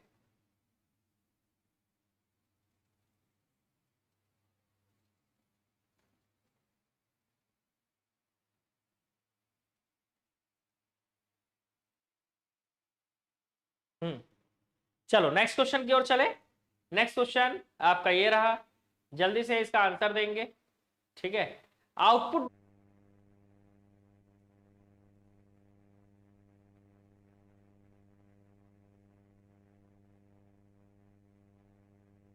चलो इसका आंसर क्या होगा? तो आउटपुट डिवाइसेस निम्नलिखित संभव बनाते हैं। डाटा देखना या प्रिंट करना, डेटा स्कैन करना, डेटा इनपुट करना या डेटा भेजना। तो क्या चीजों को ये संभव बनाते हैं? बता दो भाई, किन चीजों को संभव बनाते हैं? तो इसका आंसर होगा ऑप्शन ए, डेटा देखना या प्रिंट करना। तो जो आउटपुट डिवाइस होते हैं ये डेटा देखने का काम है ना, जो भी आउटपुट आप कहां लोगे? मॉनिटर पे ही लोगे। तो मॉनिटर पे डेटा देखने का काम करेंगे, या तो फिर आपका क्या काम होगा यहाँ पे? या तो फिर आपका काम होगा प्रिंट। तो प्रिंट भी करना एक आउटपुट वाली चीज ही है ना भाई? इसलिए इसका आंसर आपका हो जाएगा क्या? डेटा देखना या प्रिंट करना। तो क्वेश्चन नंबर 43 का आंसर आएगा ऑप्शन ए। हाँ, वो सर्वर इशू हो गया था, इसलिए आपको वेट करना पड़ा। ठीक है, लेकिन अब क्लासेस जो है दिख रही होंगी। इसीलिए तो इंजीनियरिंग किए थे भाई, कि कोई भी प्रॉब्लम आए लाइफ में तुरंत सुधार लेना है इसको। ठीक है, इसलिए इंजीनियरिंग किए थे। ठीक है, तो कई बार ऐसा प्राउड फील होता है, बताए कि अच्छा हुआ जो इंजीनियरिंग कर ली है। बताए, बहुत लोग बोलते हैं कि इंजीनियर लोग बेकार हैं, इंजीनियरिंग करना बेकार है, मतलब इंजीनियरिंग नहीं करना चाहिए, ऐसा है ना भाई? लेकिन मेरे को ऐसा लगता है कि नहीं, इंजीनियरिंग बिल्कुल करना चाहिए।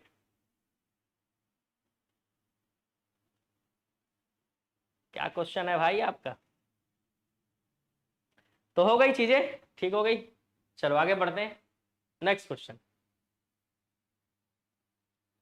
नंबर पैड डायरेक्शनल एरो के रूप में कार्य के लिए आप कौन सा की दबाएंगे?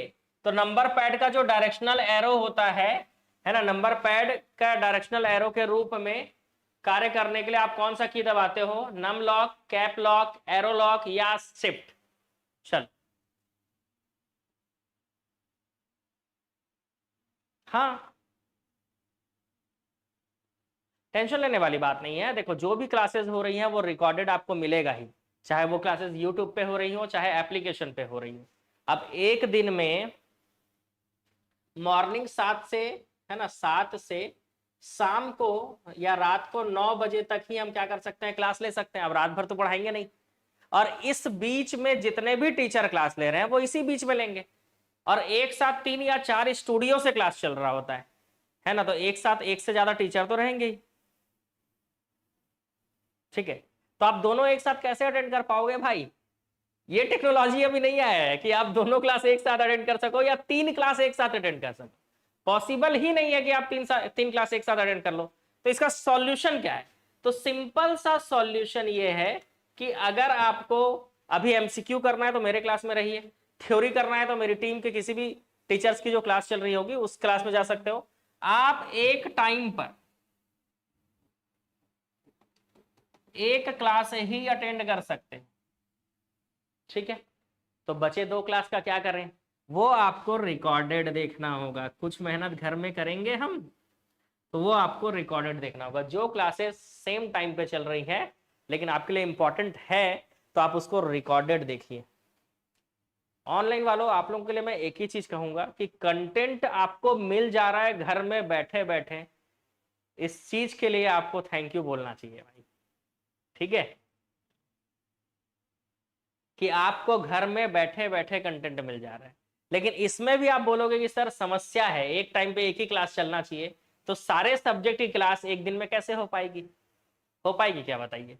इंडिया जीके का देखो, इतिहास भी चल रहा है, संविधान भी चल रहा है, अर्थव्यवस्था भी चल रहा है, भूगोल भी चल रहा है। छत्तीसगढ़ के जीके का भी लगभग सब क्लास चल रहा है, इतिहास, जनजाति, भूगोल, सारी क्लासेस। हिंदी भी चल रहा है, इंग्लिश भी चल रहा है, सारी क्लासेस चल रही है, मैथ्स चल रहा है, रीजनिंग भी चालू होने वाला है। तो सारी क्लासेस के लिए आप समझ रहे हो कि एक टाइम पे 2 क्लास 3 क्लास नहीं कराएंगे तो सारे सब्जेक्ट कैसे होंगे? लेक्चर आर के सब्जेक्ट चल रहे हैं, बायोलॉजी का लेक्चर आर चल रहा है, केमिस्ट्री लेक्चर आर चल रहा है, फिजिक्स का लेक्चर आर चल रहा है। समझ रहे हो? हाँ, मैं चेक करवा लेता हूँ अमिन पटवारी में। आप ना व्हाट्सएप पे मैसेज कर दिया करो, मेरा जो नंबर है ना, अगर आपके कोर्स में कोई क्लास ऐसा हो जो नहीं चल रहा है तो आप इस नंबर पे मैसेज कर दिया करो। अगर चल रहा होता है तो वैसे भी मैं रिप्लाई नहीं करता हूँ, अगर नहीं चल रहा होता है वाकई में तो चेक करता हूँ पहले मैं, और चेक करने के बाद मेरे को लगता है कि नहीं चल रहा है तो मैं ऐड कर देता हूँ, है ना। तो जो चीज आप एकेडमी में बैठकर पढ़ते, वो चीज आपको घर बैठे मिल जा रहा है। ठीक है, घर बैठे आप उस चीज को पढ़ पा रहे हो, तो इस चीज का आपको फायदा उठाना चाहिए, ना कि उसमें कोई कमी निकालनी चाहिए। ठीक है, क्लियर? कभी कभी ऐसा होता है कि 1-2 दिन के मैसेज छूट जाते हैं मेरे से, तो अगर आपके पास ज्यादा इमरजेंसी है आपको, तो आप क्या करें, दूसरे दिन भी एक बार मैसेज जरूर कर दीजिए। ठीक है, मान लो एक दिन मैंने, आज आपने मैसेज किया, मैंने आज रिप्लाई नहीं किया, तो आप दूसरे दिन एक बार जरूर मैसेज कीजिए, बताए, ताकि आपका मैसेज ऊपर आ जाए। व्हाट्सएप में ऐसा ही होता है। ठीक है ना।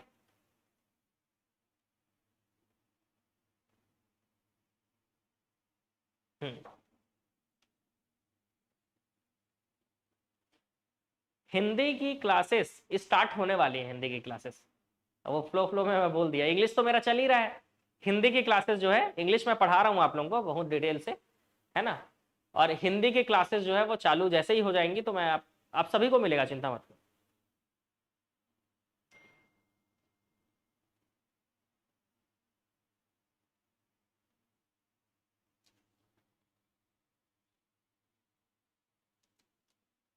सीजी व्यापम का ऑब्जेक्टिव कोर्स लिए हो, लेकिन यूट्यूब पर जो ऑब्जेक्टिव क्लास हो रहा है वो नहीं आ रहा है, चेक कर देते हैं उसको भी, है ना। जो नहीं दिख रहा होगा ऐड कर देंगे। ठीक है, चलो अब क्वेश्चन में आगे बढ़ते हैं। तो क्वेश्चन नंबर 44 जिसका आंसर क्या होगा, तो याद रखना, नंबर पैड डायरेक्शनल एरो के रूप में कार्य कराने के लिए आप नम लॉक की का प्रयोग करते हो। किसका प्रयोग करते हो भाई?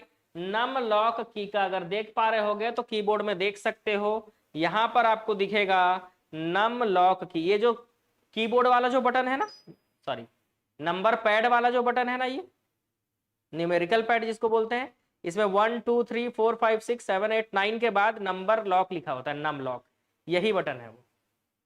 ठीक है,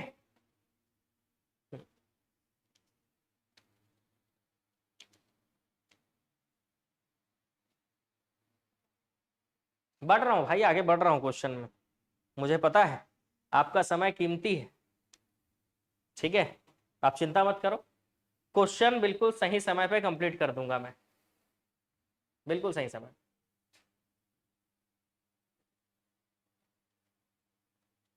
ऐसी कंप्यूटर प्रणाली जिसमें 2 या 2 से अधिक सीपीयू हो उसे क्या कहते हैं?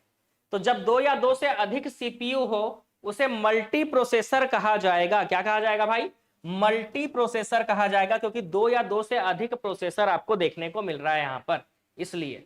ठीक है, इसलिए चलो भाई आगे बढ़ते हैं अगले क्वेश्चन की ओर। यूपीएस का पूरा नाम क्या होता है? तो आप जानते हो यूपीएस का पूरा नाम क्या होता है? Uninterrupted power supply. क्यों भाई? क्योंकि यूपीएस का काम ही है लगातार पावर देते रहना, पावर को ऊपर नीचे किए बिना। ठीक है, तो अनइंटरप्टेड पावर सप्लाई जो है, यही यूपीएस का फुल फॉर्म होता है, अनइंटरप्टेड पावर सप्लाई, यूपीएस। और इसकी बहुत जरूरत है। अगर आप लैपटॉप रखे हो या कंप्यूटर रखे हो, एक आपको यूपीएस ले ही लेना चाहिए, ठीक है। और उसमें वारंटी भी रहता है ना, तो वारंटी देख के बिल्कुल यूपीएस ले लेना चाहिए। सस्ते में आता है, वैसे भी ज्यादा महंगा तो रहता नहीं है। इससे क्या है ना, आपका लैपटॉप या कंप्यूटर सुरक्षित रहेगा। यूपीएस का क्या काम होता है भाई, तो शॉर्ट सर्किट से सुरक्षा करता है आपका। लंबी बिजली आउटेज के दौरान उपकरणों को स्वचालित रूप से बंद कर देता है। ज्यादा हैवी लोड आ गया तो बंद भी हो जाएगा। अस्थिर सोर्स से बिजली को नियंत्रित करता है। कुछ त्रुटि स्थितियों पर अलार्म भी देता है ये। तो यूपीएस के फायदे हैं, आपका सिस्टम सेफ रहेगा, चाहे लैपटॉप हो चाहे आपका कंप्यूटर हो। ब्लू रे क्या है, तो आप जानते हो ब्लू रे डिस्क एक तरह का स्टोरेज डिवाइस होता है। ब्लू रे डिस्क जो है, जैसे सीडी होता है कॉम्पैक्ट डिस्क, डीवीडी होता है, वैसे ही होता है ब्लू रे डिस्क, जो कि एक स्टोरेज डिवाइस है। याद रखेंगे, ब्लू रे डिस्क भी क्या है, तो ब्लू रे डिस्क भी एक तरह का स्टोरेज डिवाइस है, ठीक है। चलो अगले प्रश्न की ओर चलते हैं। नेक्स्ट क्वेश्चन हमारा क्या है,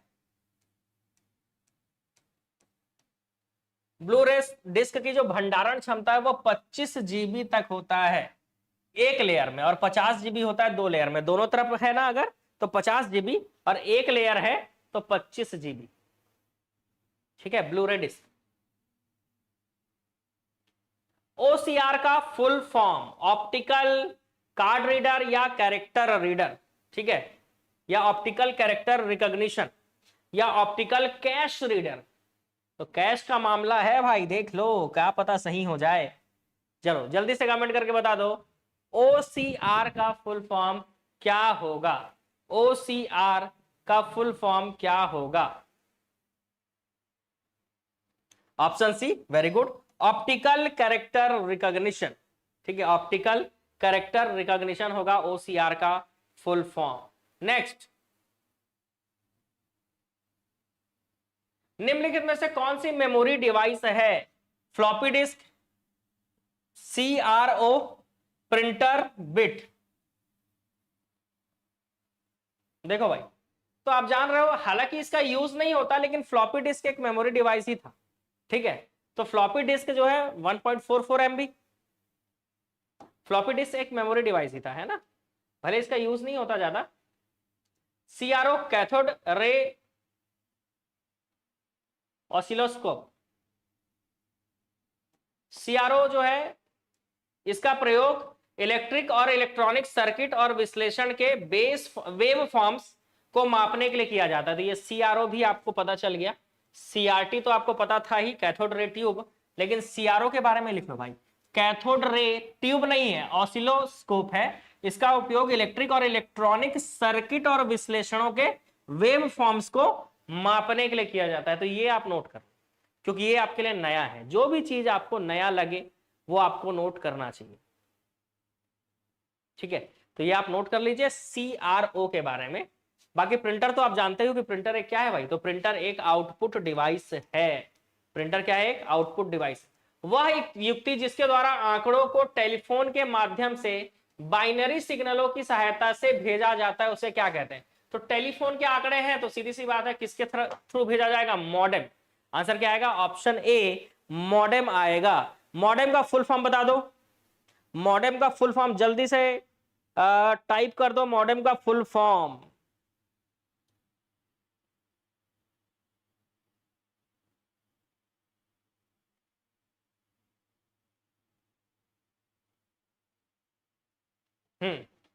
मॉडेम का फुल फॉर्म टाइप करो, मॉड्यूलेटर, डीमॉड्यूलेटर, बहुत बढ़िया।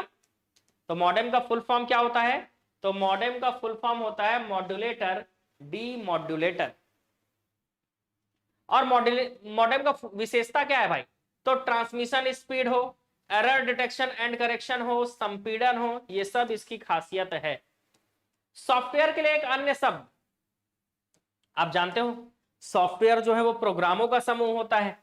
तो सीधी सी बात है, इसको लिख सकते हैं ग्रुप ऑफ प्रोग्राम्स। सॉफ्टवेयर एक प्रोग्रामों का समूह होता है। सॉफ्टवेयर की आवश्यकता, बिना सॉफ्टवेयर के आप चीजें चलाओगे कैसे। इंटरनेट का प्रयोग बिना सॉफ्टवेयर का नहीं होगा।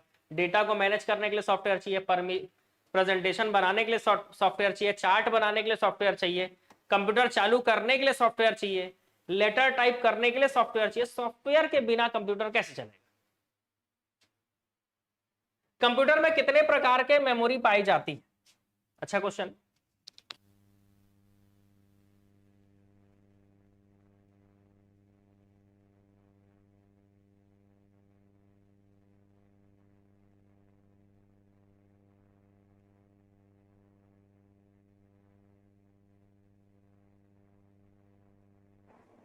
दो प्रकार की, वेरी गुड। कौन कौन से दो प्रकार है, जरा टाइप करेंगे?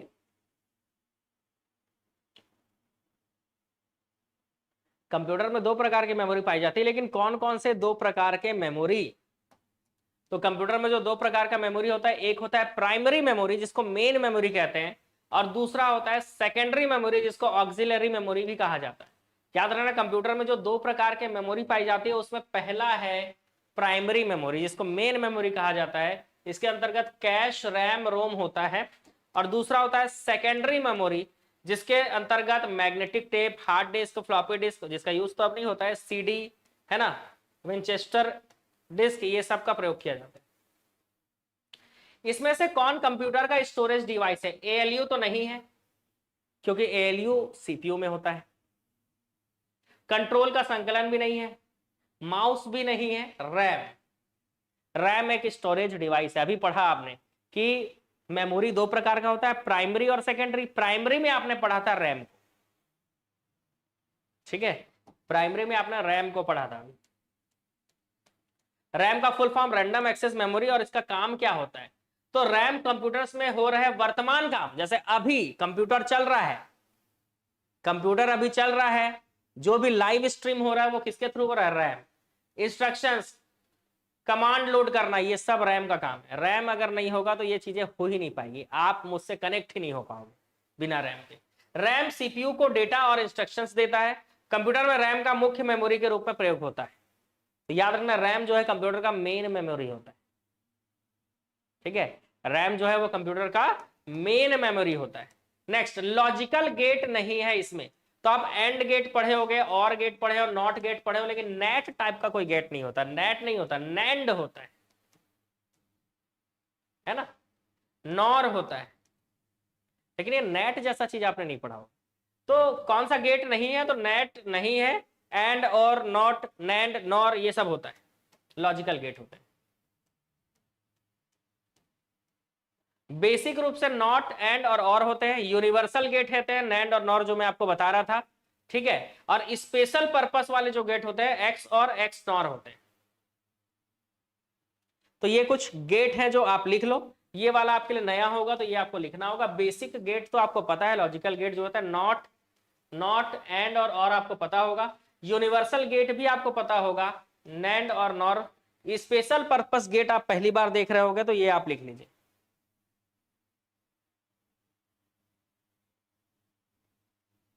ठीक है। चलो, कंप्यूटर के जिस भाग में डेटा एवं प्रोग्राम रखे जाते हैं उसे हम क्या कहते हैं? तो जहां पे भी डेटा रखना हो, सीधी सी बात है, वो मेमोरी में ही रखा जाएगा, चाहे फोटोज हो, वीडियोज हो, डॉक्यूमेंट हो, डेटा जहां पे भी रखना होगा वो मेमोरी में ही रखाएगा। इसीलिए कंप्यूटर के जिस भाग में डेटा या प्रोग्राम को रखा जाता है वो मेमोरी कहलाता है। फ्लॉपी डिस्क किस प्रकार की मेमोरी से संबंधित है? इंटरनल मेमोरी था, एक्सटर्नल था, वोलाटाइल था, या ए और बी था? तो फ्लॉपी डिस्क आप जानते हो, हम आप उसको जेब में भी रख के घूम सकते थे, इसलिए जिस चीज को आप जेब में रख के घूम सकते हो, चाहे वो आपका एक पेन ड्राइव हो, आपका फ्लॉपी डिस्क हो, सीडी हो, डीवीडी हो, जिसको आप जेब में रख के घूम सकते हो, उसको एक्सटर्नल कहा जाता है।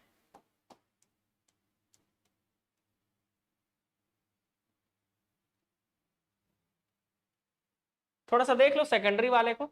सेकेंडरी मेमोरी को अगर थोड़ा देखें तो सेकेंडरी मेमोरी भी दो तरह का होता है। एक होता है सीक्वेंशियल जिसमें मैग्नेटिक टेप आएगा, एक होगा सीक्वेंशियल जिसमें मैग्नेटिक टेप आएगा, और एक होता है डायरेक्ट एक्सेस मेमोरी जिसको आपको डायरेक्ट एक्सेस कहेंगे, ठीक है। और डायरेक्ट एक्सेस में भी चुंबकीय डिस्क, ऑप्टिकल डिस्क और इलेक्ट्रॉनिक स्टोरेज होता है। चुंबकीय डिस्क भी दो तरह के, एक तरफ फ्लॉपी डिस्क होता है, एक हार्ड डिस्क होता है। हार्ड डिस्क में भी जीप डिस्क, डिस्क पैक और विंचेस्टर डिस्क होता है, ऑप्टिकल में blu ray disk, CD ROM, CDR, CDR W, DVD, ये सब होता है। डीवीडी में भी CD, DVD ROM, DVD R, DVD R W होता है। इलेक्ट्रॉनिक स्टोरेज में फ्लैश मेमोरी जो हम पेन ड्राइव का यूज करते हैं ना, ये इलेक्ट्रॉनिक स्टोरेज है, याद रखेंगे। और डायरेक्ट एक्सेस मेमोरी है, डायरेक्ट एक्सेस कर सकते हैं। और दूसरा आता है मेमोरी कार्ड। मेमोरी कार्ड का यूज अब धीरे धीरे कम होते जा रहे हैं, खास करके कैमरे में ज्यादा यूज होता है, लेकिन डेली लाइफ में मेमोरी कार्ड की जगह किसने ले लिया है? फ्लैश ड्राइव ने ले लिया है, जिसको आप पेन ड्राइव कहते हो। जिसको आप क्या कहते हो? फ्लैश मेमोरी को क्या कहते हो आप? पेन ड्राइव कहते हो। तो मेमोरी कार्ड लेके घूमने के बजाय लोग पेन ड्राइव लेकर घूमते हैं, है ना। इनपुट, आउटपुट और प्रोसेसिंग डिवाइसों का एक साथ समूह बना दिया जाए तो वह किसको बताएगा? तो अगर इनपुट हो, आउटपुट हो और प्रोसेसिंग भी हो, तीनों हो, इनपुट, आउटपुट और प्रोसेसिंग हो, तो ये क्या कहलाएगा? तो ये कहलाएगा कंप्यूटर सिस्टम। अगर इनपुट है, जैसे कीबोर्ड माउस जुड़े हुए हैं, प्रोसेसिंग के लिए सीपीयू जुड़ा हुआ है, और आउटपुट के लिए मॉनिटर जुड़ा हुआ है, तो बन गया ना कंप्यूटर सिस्टम। तो आंसर क्या आ जाएगा? Computer system. ऑप्शन डी होगा। क्या आ जाएगा answer? Computer system, option D. Data computer में कहां स्टोर होते हैं? फाइल के रूप में स्टोर होते हैं, डायरेक्टरी के रूप में, फ्लॉपी के रूप में, या मैटर के रूप में? तो आप जानते हो डेटा जो है या आंकड़े जो है वो कंप्यूटर में फाइल में स्टोर होते हैं, है ना। कौन से फाइल में कौन सा डेटा है वो तो आप ही को पता होगा। जैसे मेरे कंप्यूटर में कौन से फाइल में कौन सा डेटा है मुझे पता है। कंप्यूटर में स्थायी मेमोरी के लिए किन वस्तुओं का प्रयोग किया जाता है? अगर स्थायी मेमोरी चाहिए तो फ्लॉपी डिस्क, टेप चुंबकीय, हार्ड डिस्क, हो सकता है ये सभी हो।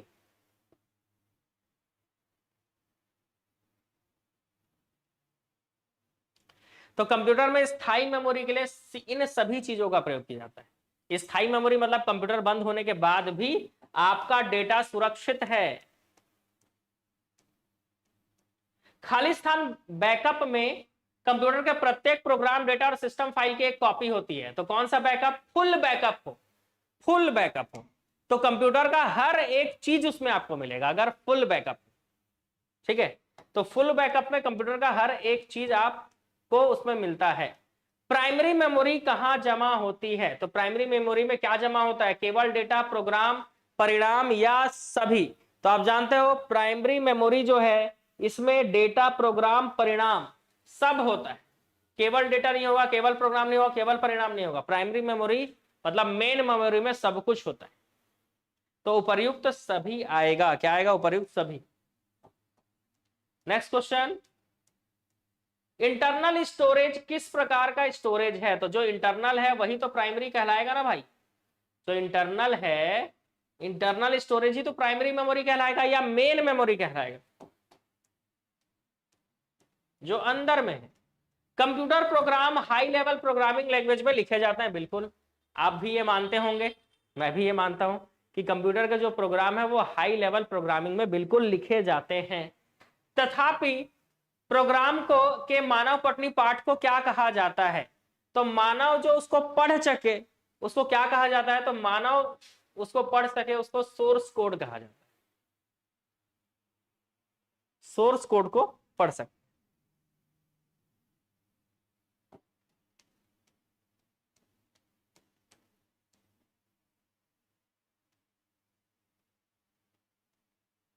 निम्नलिखित में कंट्रोल यूनिट का फंक्शन कौन सा नहीं है? रीड इंस्ट्रक्शंस, बिल्कुल।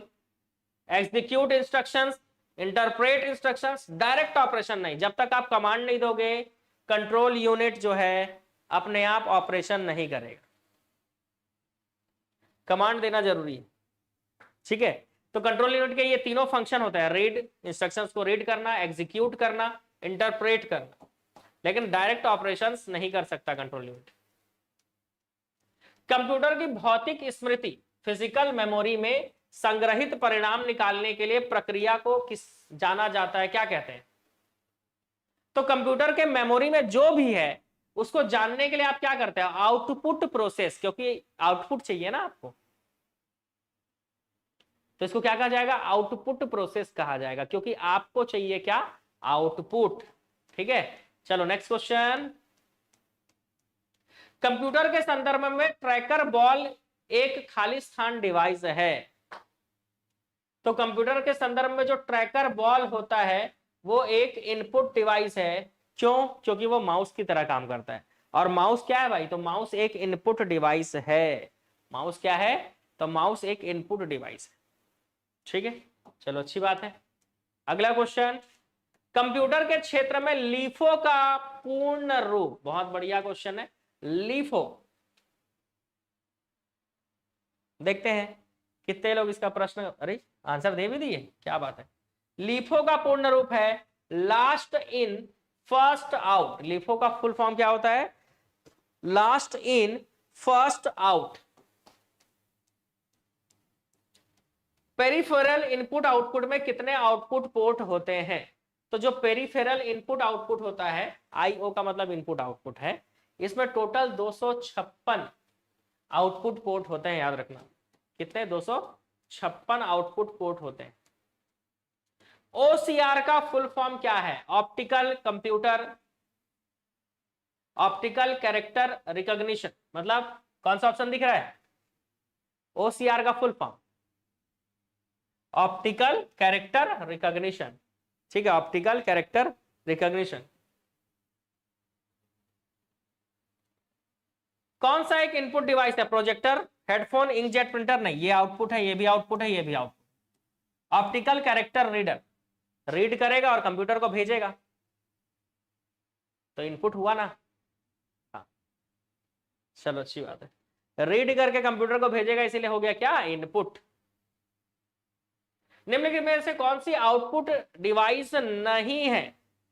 मॉनिटर है, प्रिंटर भी है, स्पीकर भी है। स्पीकर से हम गाना सुनते हैं, आउटपुट मिल रहा है। प्रिंटर से हमको पेज प्रिंट मिल जाता है, आउटपुट मिल रहा है। मॉनिटर से हम देख सकते हैं डेटा को, तो ये आउटपुट मिल रहा है। लेकिन स्कैनर नहीं, स्कैनर स्कैन करके कंप्यूटर को भेजता है। अगर कोई चीज कंप्यूटर के अंदर जा रही है तो वो इनपुट डिवाइस है।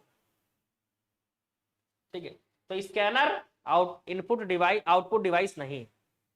कोई चीज कंप्यूटर से बाहर निकल रहा है मतलब वो आउटपुट है। स्कैनर में आप कुछ भी चीज स्कैन करके कंप्यूटर तक पहुंचाते हो, तो स्कैनर इनपुट हो गया। और उस चीज को आप मॉनिटर पे देखते हो, इसीलिए मॉनिटर आउटपुट हो गया। मॉनिटर क्या हो जाएगा? आउटपुट हो जाएगा। नेक्स्ट, बायोस का full form? Basic input output system. Basic input output system, BIOS का फुल फॉर्म क्या है? Basic input output system. ठीक है, याद रखना, basic input output system.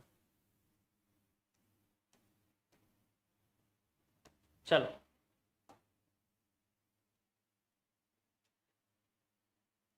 A/D, A&D, analogue to digital. B2B, business to business. B2C, business to consumer. BASIC का full form क्या होगा? तो beginners all purpose symbolic instructions code. Note करते जाओ भाई। B2B का मतलब बिजनेस टू बिजनेस, B2C का मतलब बिजनेस टू कंज्यूमर। बेसिक का full form beginners all purpose symbolic instructions code. ये बेसिक का फुल फॉर्म है, नोट करते चलेंगे साथ। ठीक है, उसके बाद BCC मतलब ब्लाइंड कार्बन कॉपी। सीसी मतलब कार्बन कॉपी, BCC मतलब blind carbon copy.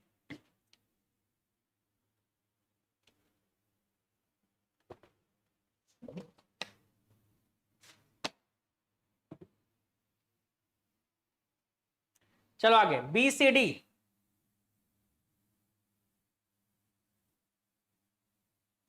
BCD binary coded decimal.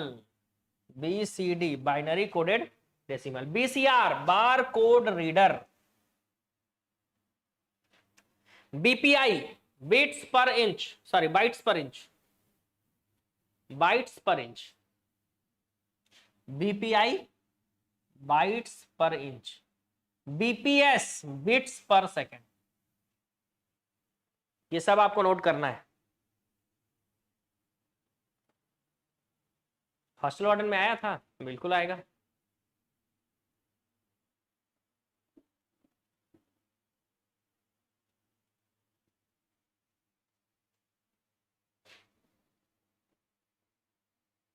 Peripheral device क्या है? बहुत अच्छा क्वेश्चन है, जल्दी से बताएंगे आंसर कि पेरिफेरल डिवाइस क्या है।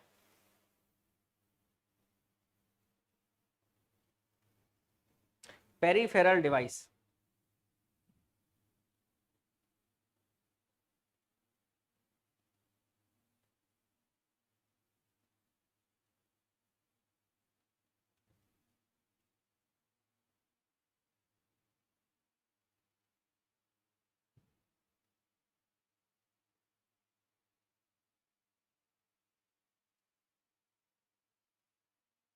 ये देखो भाई, जो भी टेस्ट सीरीज है ना, मेगा टेस्ट सीरीज, जैसे आप एप्लीकेशन ऑन करोगे ना तो यहाँ पर दिखेगा टेस्ट सीरीज, इसमें क्लिक करोगे ना तो जो भी मेगा टेस्ट है आप देख रहे होगे, ये ऑफर चल रहा है दिवाली वाला, जिसमें आपको 99 में जो भी मेगा टेस्ट आपको ज्वाइन करना है, चाहे वो सीजीपीएससी का हो, सहायक शिक्षक विज्ञान प्रयोगशाला का हो, सीजी टेट पेपर 2 हो, सीजी टेट पेपर 1 हो, सहायक शिक्षक हो, शिक्षक हो, सबका टेस्ट आपको क्या हो जाएगा, आपको आसानी से मिल जाएगा मात्र 99 में।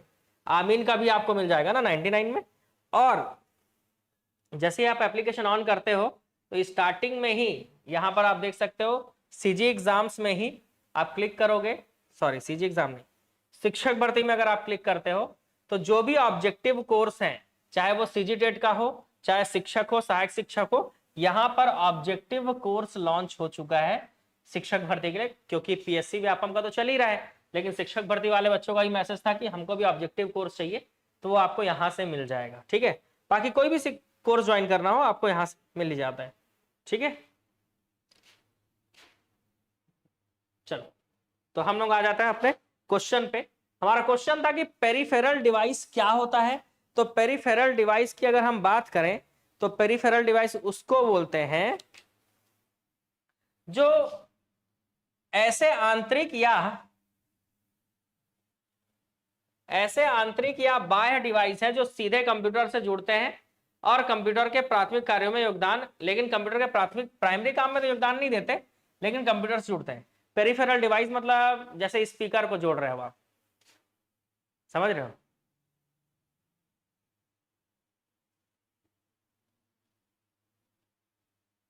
नाइनटी नाइन मतलब फ्री ही है जी। मेगा टेस्ट का रेट जो है ना, फीस जो है वो 999 है। अब वो अगर 99 में मिल जा रहा है मतलब वो फ्री के बराबर ही है, समझ लो। ठीक है, अब एप्लीकेशन का थोड़ा बहुत चार्ज तो लगेगा ना, आप एप्लीकेशन यूज कर रहे हो तो उस हिसाब से देखा जाए तो फ्री ही है ना। जैसे ऑनलाइन कोर्स है, ऑनलाइन कोर्स आप 2000 से स्टार्ट हो जाता है, 2000, 5000, 7000, 10,000 दे के आप कभी ना कहीं से लिए होगे, बताए, लेकिन आप पढ़ कहाँ रहे हो? 199 में जो मैं आपको ऑनलाइन कोर्स प्रोवाइड कर रहा हूँ आप वहीं से पढ़ रहे हो। तो एक हिसाब से देखा जाए तो 199, अब इतना content, 500 videos, PDF, live class चल रही है, रिकॉर्डेड वीडियो मिल रहा है, उसके लिए आपको मात्र 199 देना हो रहा है, मतलब एक वीडियो के लिए 1 रुपए भी नहीं लग रहा है। सोचो, तो उस हिसाब से एप्लीकेशन के चार्जेस तो लगेंगे ना, आप कोई चीज यूज कर रहे हो तो उसका चार्ज तो आपको लगेगा ही ऐसे।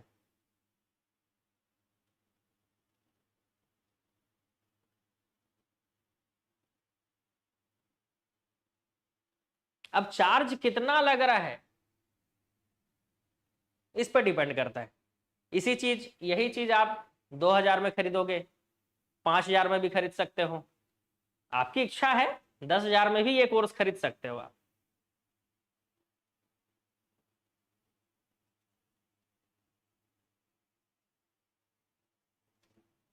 वो तो आपका कुल्हाड़ी है, आपका पैर है। जैसे मारना है वैसे मार सकते हो। ठीक है, चलो भाई, लेकिन पढ़ना तो पड़ेगा, आप कहीं से भी पढ़ो सेम ही चीजें रहेंगी, कुछ चीजें हमारे पास प्लस में रहेंगी, क्योंकि कंटेंट जो है, कंटेंट के मामले में आप कहीं से भी कंपेयर कर सकते हो। ठीक है, आपको अच्छा कंटेंट ही मिलेगा, बोलना और करने में फर्क। इसीलिए मैं आपको कभी ऐसा नहीं बोलता कि हमारा कंटेंट दूसरों से बेहतर है, आप खुद क्लास अटेंड करेंगे आपको समझ में आ जाएगा, प्रत्यक्ष को प्रमाण की जरूरत नहीं होती।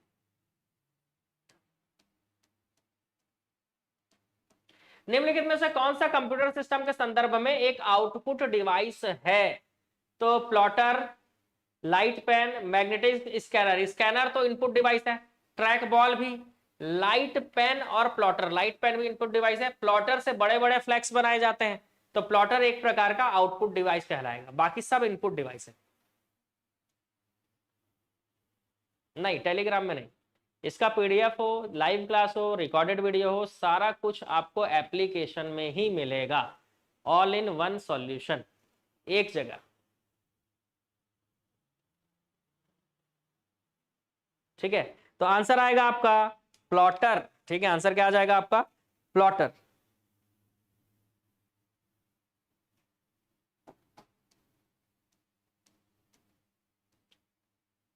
प्रोजेक्टर हो, मॉनिटर हो, आउटपुट डिवाइस है। हेडफोन स्पीकर भी आउटपुट डिवाइस है। प्रिंटर प्लॉटर भी आउटपुट डिवाइस है। कीबोर्ड हो, माउस हो, स्कैनर हो, कैमरा, जॉयस्टिक, माइक्रोफोन, ये सब इनपुट डिवाइस हैं। ये सब क्या है भाई? तो ये सब इनपुट डिवाइस है, याद रखना, ये सब इनपुट डिवाइस है। निम्नलिखित में से कौन सी एक इनपुट डिवाइस है? तो आप जानते हो इसमें से कौन सा एक इनपुट डिवाइस है? तो प्रिंटर आउटपुट है, गलत। मॉनिटर आउटपुट है, गलत। स्पीकर आउटपुट है, गलत।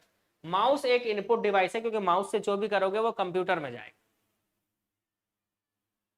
ठीक है, तो यहां पर माउस जो है वो एक प्रकार का इनपुट डिवाइस है।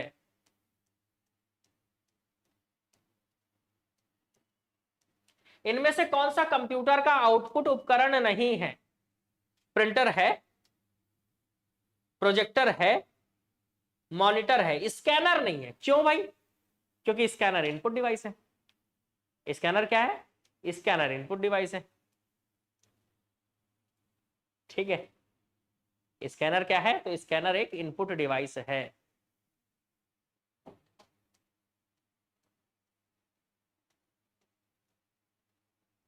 निम्नलिखित किस समूह में केवल आउटपुट डिवाइस शामिल है? चलो जल्दी से कमेंट करके बता दो, किस में केवल आउटपुट डिवाइस शामिल है? किस में?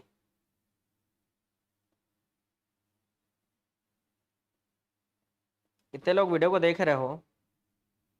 वीडियो को लाइक कर दो भाई, और शेयर भी कर देना।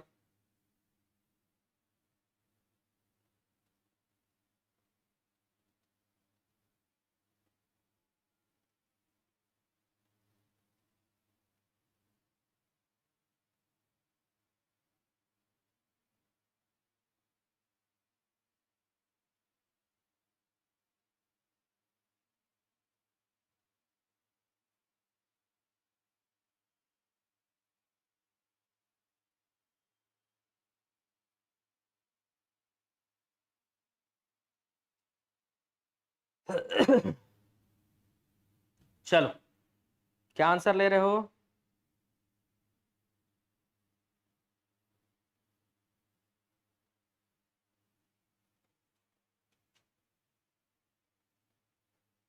ऑप्शन सी, प्लॉटर, प्रिंटर और मॉनिटर आउटपुट डिवाइस है। Very good. इसमें माउस आ गया इसीलिए गलत, इसमें स्कैनर आ गया इसलिए गलत, इसमें कीबोर्ड आ गया इसलिए गलत, क्योंकि ये तीनों क्या है? इनपुट डिवाइस है। ठीक है, चलो नेक्स्ट क्वेश्चन। माउस और खाली स्थान भी इनपुट डिवाइसों के उदाहरण है। माउस और प्रिंटर नहीं, स्कैनर। माउस और स्कैनर इनपुट डिवाइस के उदाहरण हैं। ब्लू हार्ट भेज दो भाई, ब्लू हार्ट। नीला कलर का हार्ट भेजना है, रेड वाला उसको भेजना जिससे शादी होगा भाई। ठीक है, तो नीला कलर का हार्ट भेजना है भाई।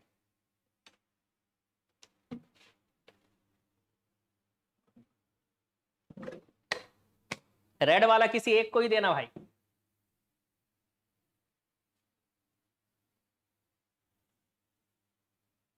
ठीक है, तो फटाफट ब्लू वाला हार्ट भेज दो। निम्नलिखित में से कौन सा कंप्यूटर का आउटपुट डिवाइस है? तो बहुत ही आसान, प्रिंटर जो है वो कंप्यूटर का एक आउटपुट डिवाइस है। प्रिंटर कंप्यूटर का एक आउटपुट डिवाइस है, बाकी सब जो है वो इनपुट है। नहीं है कोई? अरे अच्छी बात है, आपका सिलेक्शन जल्दी होगा। अगर आपके जिंदगी में कोई रेड हार्ट वाला नहीं है तो आपका सिलेक्शन जल्दी होगा भाई, इसकी गारंटी है। तो अच्छी बात है अगर कोई नहीं है तो। ठीक, और अपने कामयाबी या लक्ष्य तक पहुंचने तक कोई होना भी नहीं चाहिए, नहीं तो आप लक्ष्य से भटक जाओगे अपने। और लड़के लोगों के साथ ज्यादा होता है भाई ऐसा, तो लड़के लोग थोड़ा बच के, है ना, बदमाश कंपनियों से बचना है। हाँ, जितने भी मेरे पुरुष प्रजाति के लोग हैं, आप लोग जल्दी क्या होते हो, बहल जाते हो बोलते, और पढ़ाई से मन हट के जो है, मन जो है सुंदरता के पीछे भागने लगता है। तो पढ़ाई करके अगर जॉब ले लोगे तो सुंदर बीवी आपको जरूर मिलेगी, या सक्सेस हो जाओगे अपने लाइफ में। ठीक है। निम्नलिखित में से कौन सा एक आउटपुट डिवाइस है? तो आप जानते हो मॉनिटर एक आउटपुट डिवाइस है, विजुअल डिस्प्ले यूनिट मॉनिटर एक आउटपुट डिवाइस है। नेक्स्ट, ट्रैक बॉल निम्नलिखित में से किस श्रेणी के अंतर्गत आता है? तो ट्रैक बॉल आप जानते हो माउस की तरह ही काम करता है, वो एक इनपुट डिवाइस होगा ना। ट्रैक बॉल जो है वो माउस की तरह ही काम करता है, तो वो एक इनपुट डिवाइस होगा।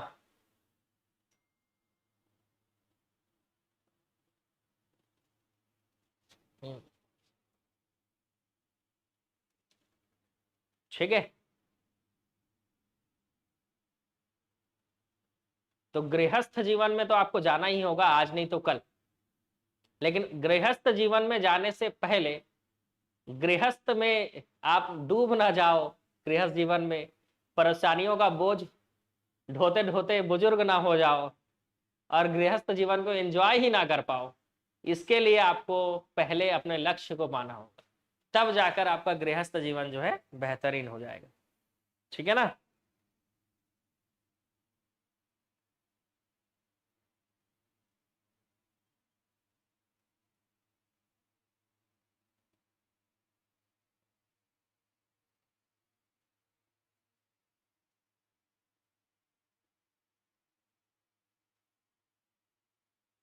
तो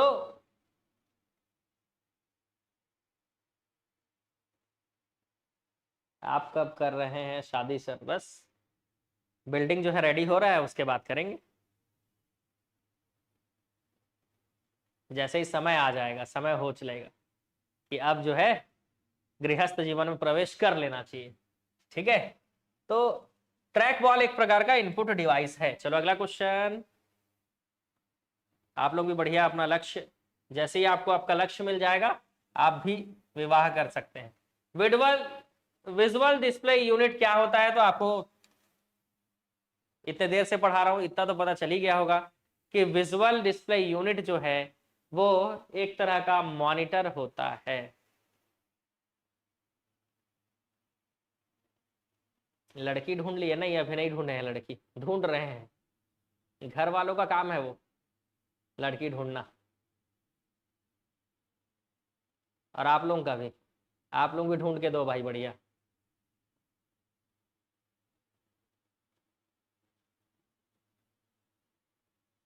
चलो आगे बढ़े।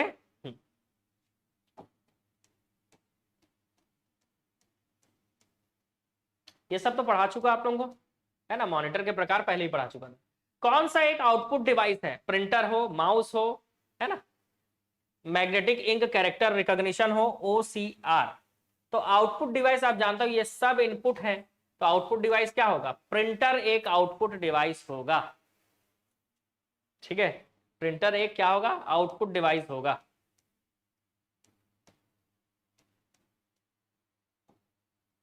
निम्नलिखित कंप्यूटर उपकरणों में से कौन सा एक आउटपुट डिवाइस नहीं है?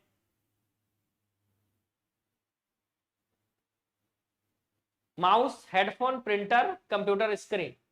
तो ये आउटपुट डिवाइस है, प्रिंटर भी है, हेडफोन भी है।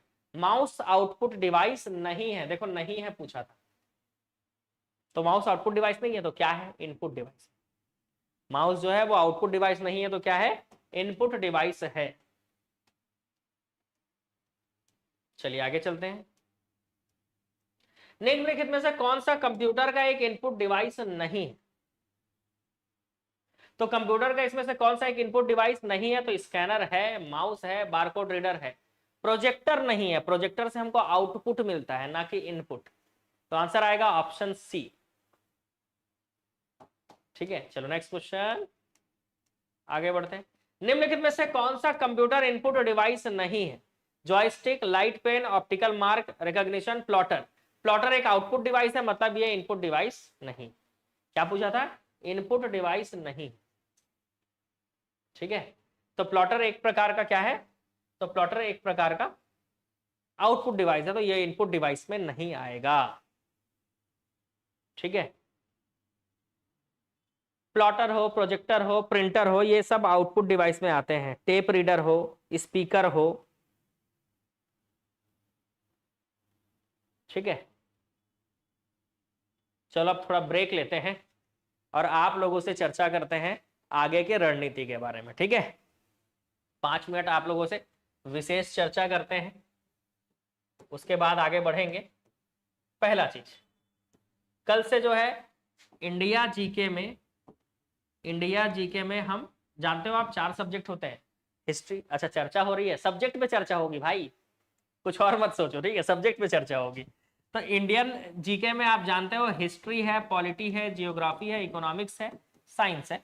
वैसे छत्तीसगढ़ के जीके में आपका यही आ जाता है, हिस्ट्री, प्रशासन, जियोग्राफी और इकोनॉमी। ठीक है, और जनजाति। और वैसे ही आपका मैथ्स हो जाता है और रीजनिंग हो जाता है। तो क्या आपको हर चीज का क्लास जो है अलग अलग चाहिए कि हम मिक्स भी पढ़ सकते हैं? मतलब इंडिया जीके में पॉलिटी के साथ साथ हम जियोग्राफी, हिस्ट्री, इकोनॉमिक्स ये क्वेश्चन भी कर लें, और छत्तीसगढ़ का भी क्वेश्चन मिला लें, मैथ्स भी मिला लें, रीजनिंग भी मिला लें।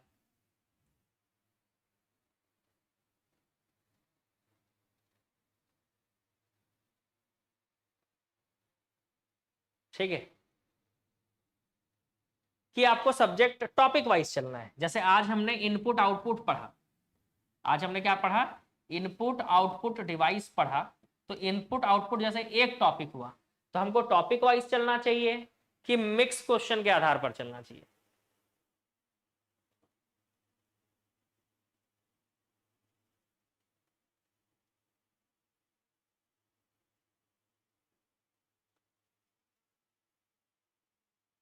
बहुत लोग कुछ और सोच रहे थे। नहीं नहीं, जब तक मैं क्लास में हूं तब तक मैं एक शिक्षक हूं, है ना। टॉपिक वाइज बढ़िया रहेगा। तो फिर कल संविधान जब स्टार्ट करेंगे, है ना, कल कॉन्स्टिट्यूशन का क्वेश्चन करेंगे मॉर्निंग 8 बजे। ठीक है, मॉर्निंग 8 बजे डेली हम लोग एक टाइम बनाते हैं, क्योंकि जिंदगी में, लाइफ में अनुशासन, डिसिप्लिन का होना बहुत जरूरी है। तो मॉर्निंग 8 AM, ठीक है, डेली ऑब्जेक्टिव क्लास करते हैं, डेली मॉर्निंग 8 AM। तो सही रहेगा सबके लिए मॉर्निंग। और इसी क्लास में हम आगे चलकर इवनिंग टाइम पे हम मैथ्स भी पढ़ लेंगे। तो क्या ये भी सही रहेगा आपके लिए कि इवनिंग में हम मैथ्स भी कर लेंगे ऐसा?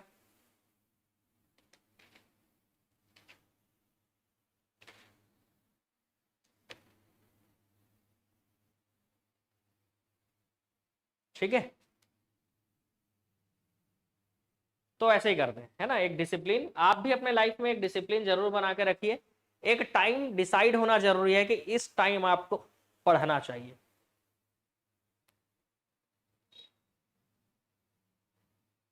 ठीक है, तो अब मॉर्निंग में पूरा कोशिश रहेगा मेरा, कोशिश नहीं रहेगा ही, मॉर्निंग डेली जो है मैं आप लोगों के लिए लाइव लेकर आ जाऊंगा। आप लोगों को भी डेली रेडी रहना है। ठीक है,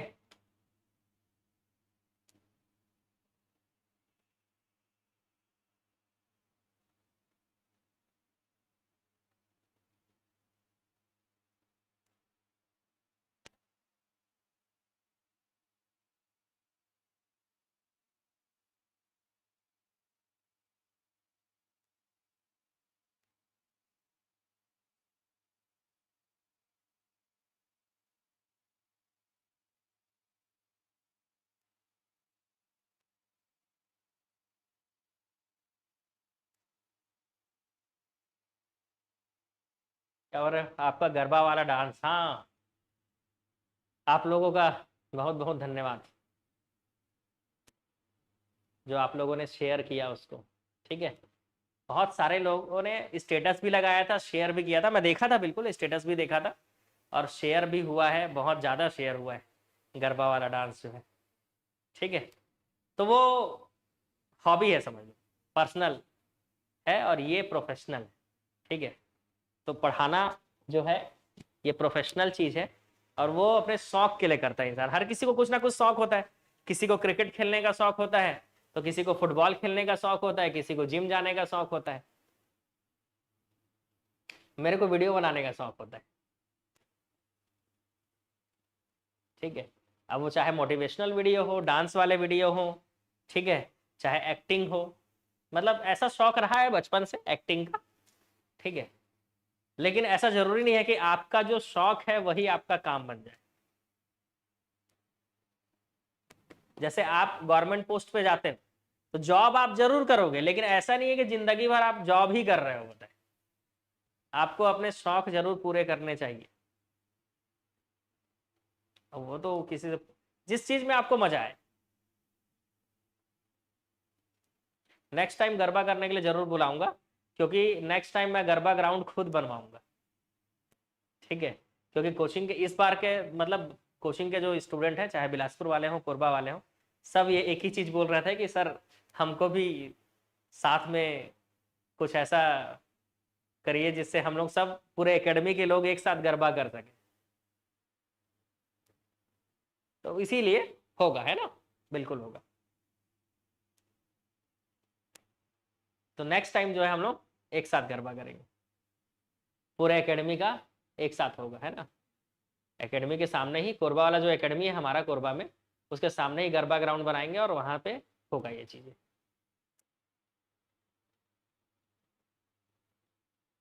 और नेक्स्ट जो है वो मैथ्स की क्लास होगी, रेडी रहिएगा। चाहे आप कोई भी एग्जाम की तैयारी कर रहे हो, सब में काम आता है, ठीक है, मैथ्स। शादी में डांस करेंगे सर? बिल्कुल करेंगे। ऑनलाइन वाले अपने रूम में नाच लेना। अच्छा, नाच लो भाई ऑनलाइन वाले।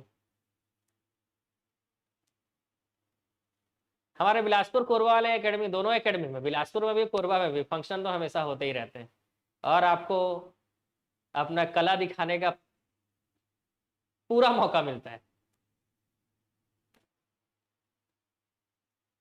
ठीक है। चलो फिर मैथ्स की क्लास चालू करेंगे, ठीक है। जैसे ही मैथ्स की क्लास चालू होगी आपको लिंक चला जाएगा, आप वेट मत करते रहिएगा।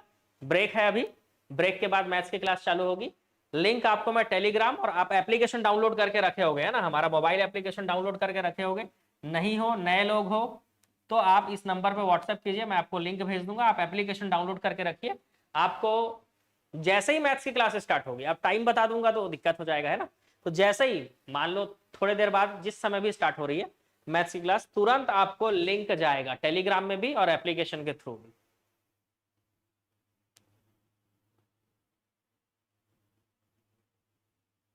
ठीक है। अमीन पटवारी की तैयारी कर रहे हो, समय कम है, शिक्षक भर्ती की तैयारी कर रहे हो, समय है अभी, आराम से तैयारी करना स्टार्ट कीजिए। Classes, objective course, test series, ये तीनों चीजें आपको करने जरूरी।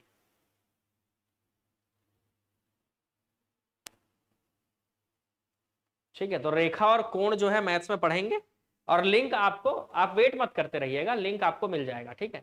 आप एप्लीकेशन डाउनलोड करके रखे ही होगे, ऐसा तो नहीं है कि आपने कोर्स नहीं लिया होगा। आप किसी भी एकेडमी में बैठे हो, कहीं भी पढ़ रहे हो, चाहे घर में पढ़ रहे हो, किसी लाइब्रेरी में बैठ के पढ़ रहे हो, कोर्स तो आपको युवा एकेडमी से लेना ही पड़ेगा, ठीक है।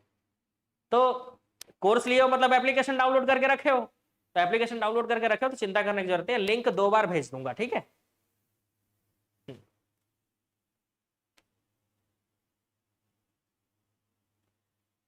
और कल से जीके भी स्टार्ट करेंगे, आप भी टाइम पे बिल्कुल। और चलो मैथ्स के क्लास के लिए वेट नहीं करना है, लिंक आपको मिल जाएगा।